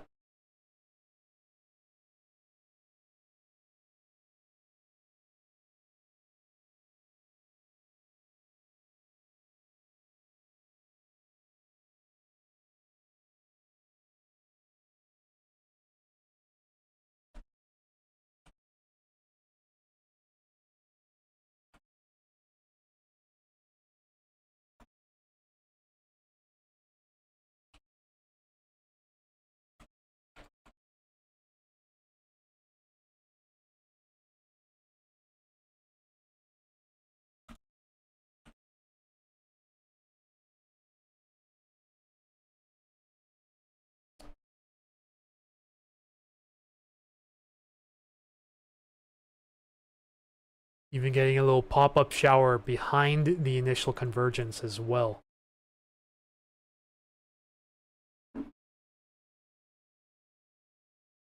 Getting a lot of messages on Facebook as well. Lightning in South Kirkland, half the building is without power. Impressive.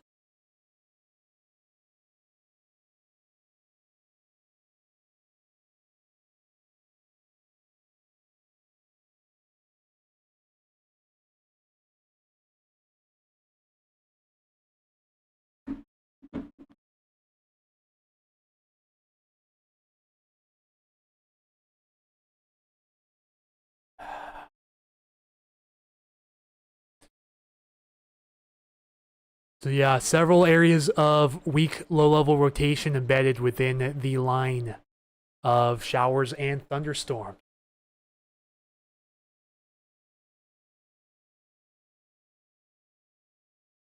Not seeing any super recent lightning in the last 5 minutes, so maybe just a brief little break period. Who knows, maybe that was it.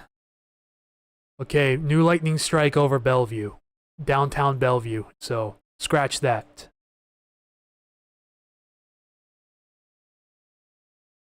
It's not showing here on radar scope yet, but there was one right over here.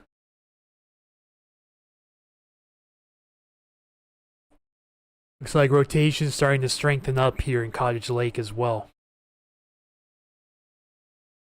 So yeah, several little kinks in the low-level flow here, where you could get a little bit of brief rotation and perhaps a funnel cloud is possible as well.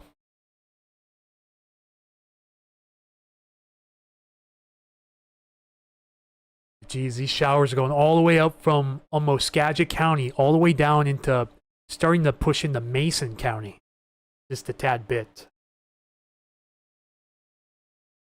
They get up and take a stretch break here real quick.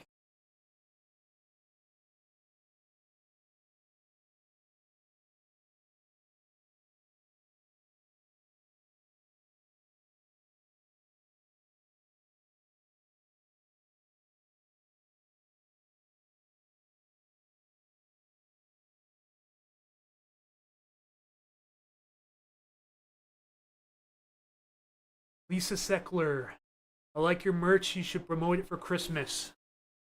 Thank you very much. Also, shout out to Lisa Seckler, everybody, for being the first to pledge on Patreon. Huge shout out to Lisa. Beautiful calm day so far. I also just looked out the window too, and mostly clear up ahead, but seeing some high clouds to the southwest, some lower storm clouds up towards the northwest.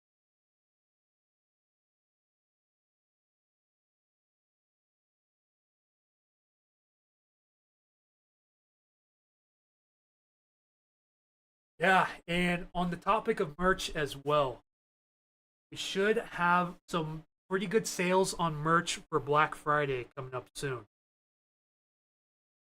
We hopefully start releasing more merch as well. Thanks, my pleasure.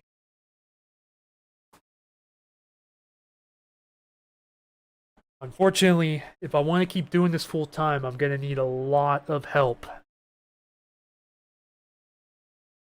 Things are extremely tight financially right now, and if I don't have to go back to work full time, then I won't. Love to do this full time, but the way things are financially right now, it's just not going to happen for the long term.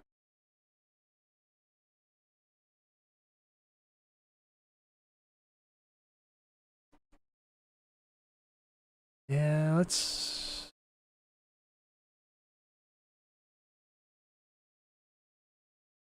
So it looks like activity has stopped up north. No new lightning strikes in Snohomish County. But still, definitely seeing a lot of lightning over the last 30 minutes or so. Yeah, this is last 30 minutes. So over the last half hour, dozens of lightning strikes here in the downtown Bellevue, Medina area. It's just going absolutely ballistic. Same ordeal over here across parts of King, Pierce, and Kitsap counties as well. Not seeing any newer strikes though, but definitely over the last 30 minutes, it was quite abundant.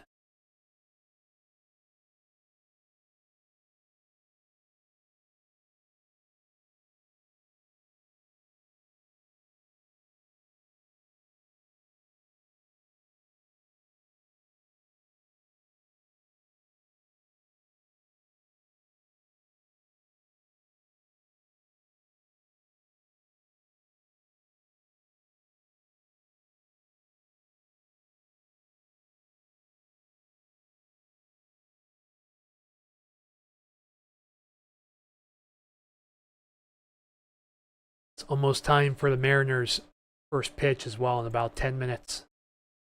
Okay, so according to Windy, had a new lightning strike over. I believe this is still Kitsap County.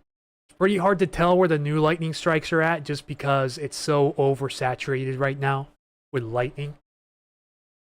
Does look like somewhere over here had a brand new lightning strike not too long ago.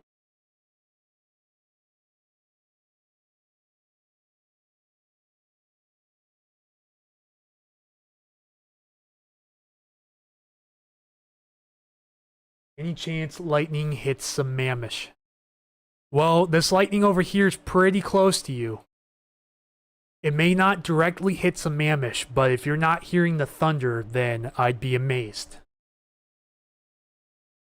Because right now, the line's mainly stationary. It's not really moving too much.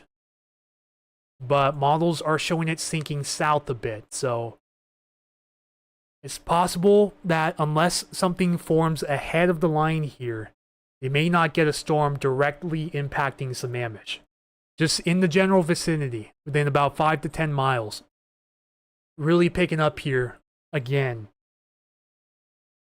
in southwestern Kitsap County. Showing up on Windy, but it's really oversaturated on WeatherBug, so it's really hard to tell where the new strikes are. But yeah, new lightning strikes north of Key Peninsula, in the Burley, Bethel area, just north of the Kitsap Pierce County line. And this is still nearly stationary.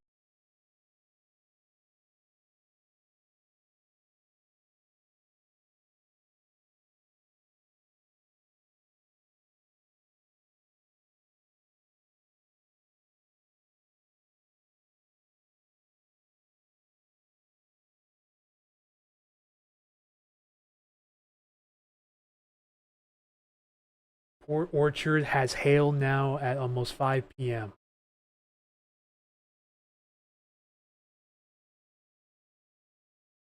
Okay.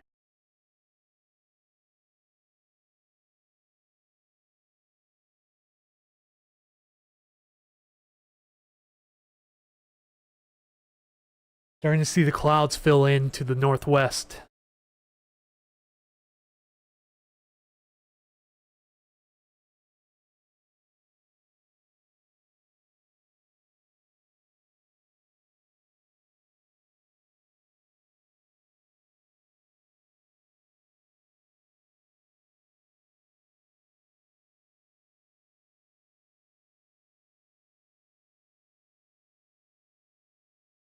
Good news is I do see some of these lightning strikes beginning to expire. Means in the last 30 minutes, a lot of these strikes over here, up in the Bellevue area and up here, are going to begin to disappear off the map.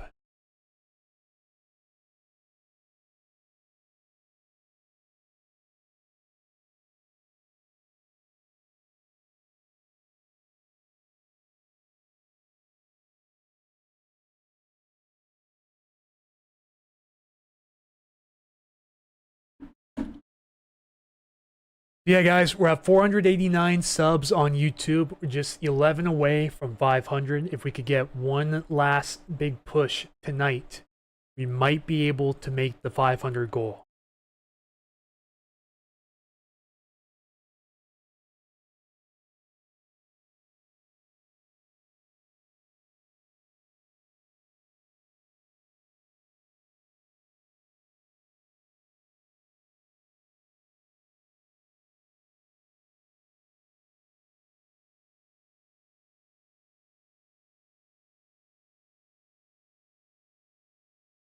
Hail up in Bothell.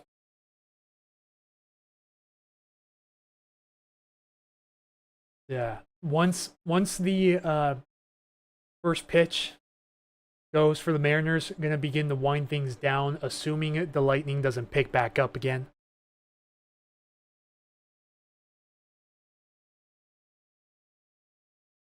If I had to guess, it looks like the sharper bolts are newer and the duller ones are older.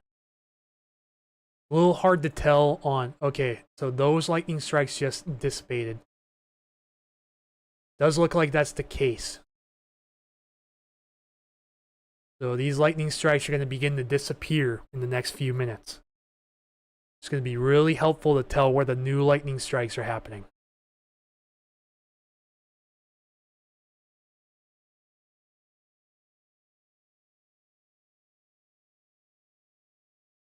Wind's starting to pick up a bit.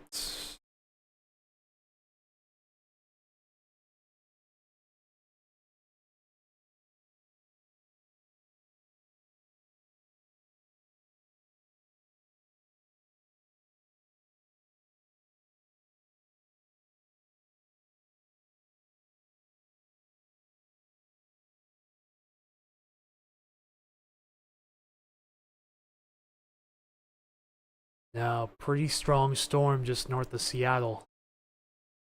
No lightning yet, but it is showing up pretty good on radar scopes imagery.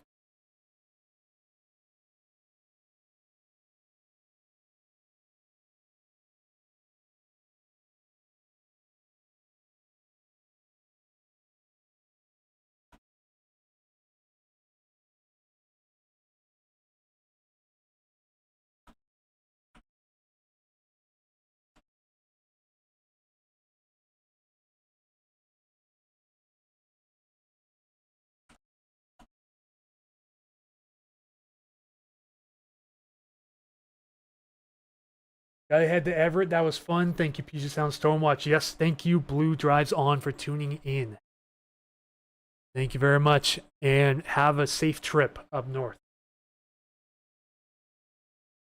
Or west, because you're in Monroe, not Fife. Mixed you up. Sorry about that.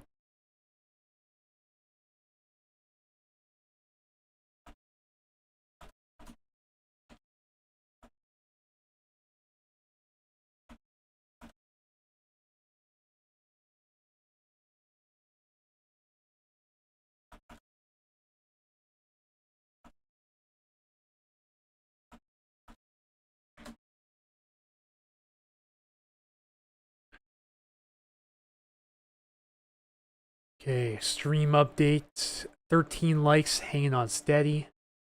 192 views, thank you all. Go ahead, continue to share Puget Sound Stormwatch if you like the coverage.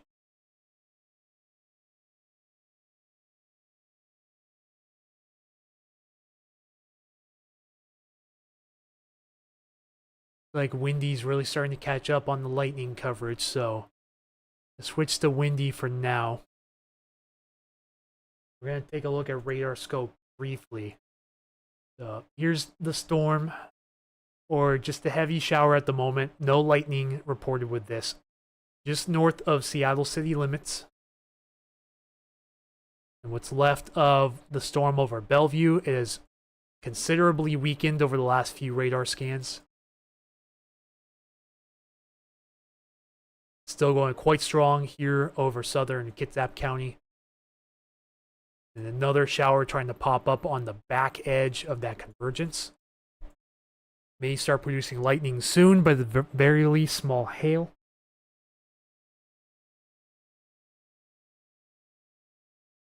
And for anyone just tuning in, we have presumed reports of a funnel cloud or possible tornado with damage down in Longview. Occurred around 3 o'clock or so. Of course, the radar is not going to show.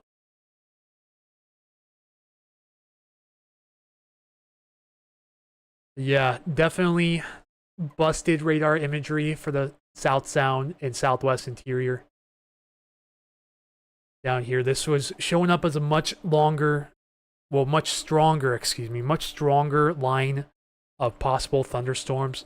Down here, doesn't look like it really initialized quite well. Down here in Skamania and Clark counties, definitely went according to model guidance. Even had some pretty nice rotation in this cell over central Clark County earlier. You see, it doesn't let me go back. Okay, it does still let me go back to 3 o'clock. This was around the time there was presumed tornado reports in the Longview area. There was definitely some rotation in that storm, especially as it moved into the foothills.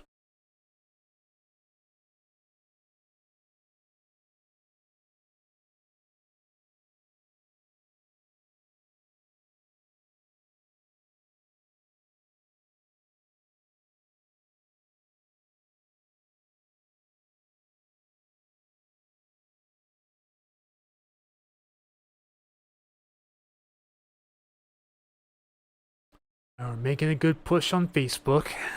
Got quite a few more Facebook followers. 24,619, so we're only 381 followers away from 25,000.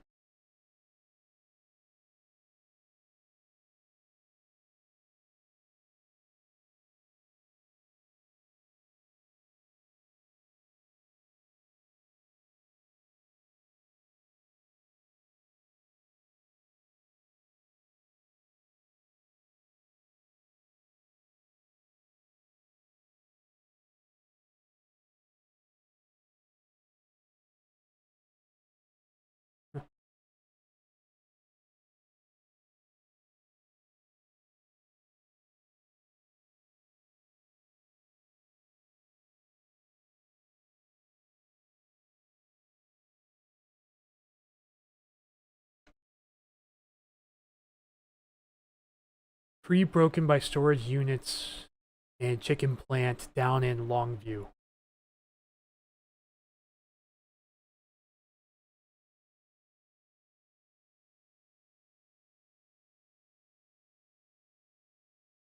Yeah, looks like it's starting to weaken considerably along this line. The line may be starting to pull a little bit farther south as the center of low pressure starts to move south. And I believe due to the distance away from the northeasterlies coming out of the Fraser River, See, gusting to 20 up here at Bellingham right now. Either that or the southerlies moving farther south away from the line, pulling the area of convergence farther to the south and therefore weakening the influence of these northerly winds on it. So we may not have as strong of a convergence going right now, and that explains why the lightning activity has begun to slow down.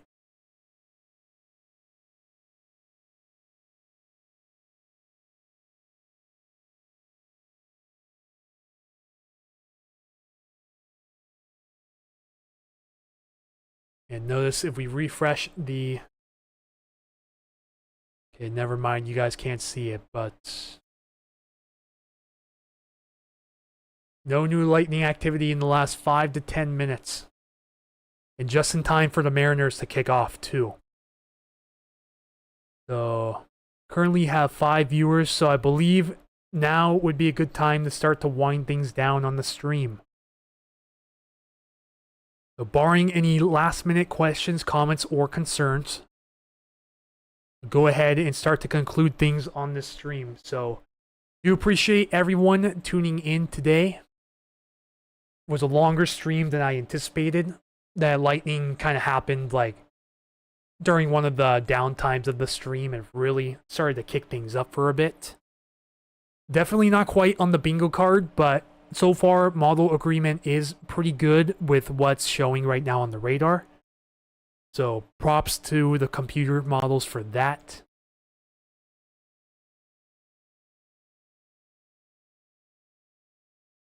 It appears that the low pressure center is somewhere around the central Washington coast right now.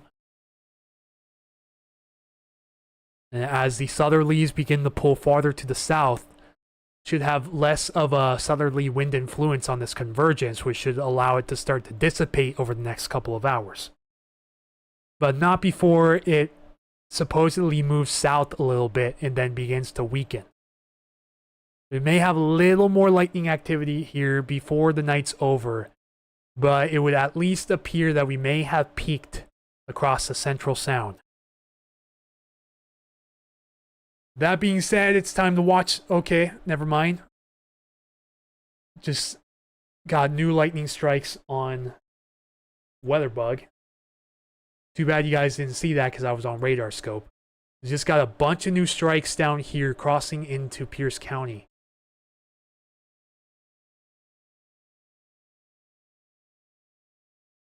So this is slowly moving towards the south. Notice how it's hardly moved at all. It's just now starting to move a little bit to the south over the Purdy Spit. We just got a new scan there as well. Much stronger on Windy's radar. In the meantime, I am going to wrap things up for the afternoon. The Mariners are on and the viewership is moving towards that. So definitely a great time to start wrapping things up. Definitely going to listen for some updates on this possible Longview tornado that we had a couple hours ago. I appreciate everyone for stopping by this afternoon. You know, all I gotta say is go M's. Let's hope for the best. Thank you guys all so much for tuning in to this Columbus Day Storm / current weather live stream. Yeah, 63 days, or 63 years since the Columbus Day windstorm of 1962. Strongest windstorm that ever hit the Pacific Northwest in recorded history. So this is Anthony signing off with Puget Sound Stormwatch. Let's see if we can make a good push towards 500 subs tonight on YouTube. Go ahead and share the channel if you guys liked what you saw. Be more live streams like this in the future, if all goes well financially. If you guys could spare a small donation to me, I do have links available in the description for you guys to donate coffees or purchase Puget Sound Stormwatch merch. All proceeds go towards making this happen more often and improving the setup of Puget Sound Stormwatch. So have a good evening, everyone,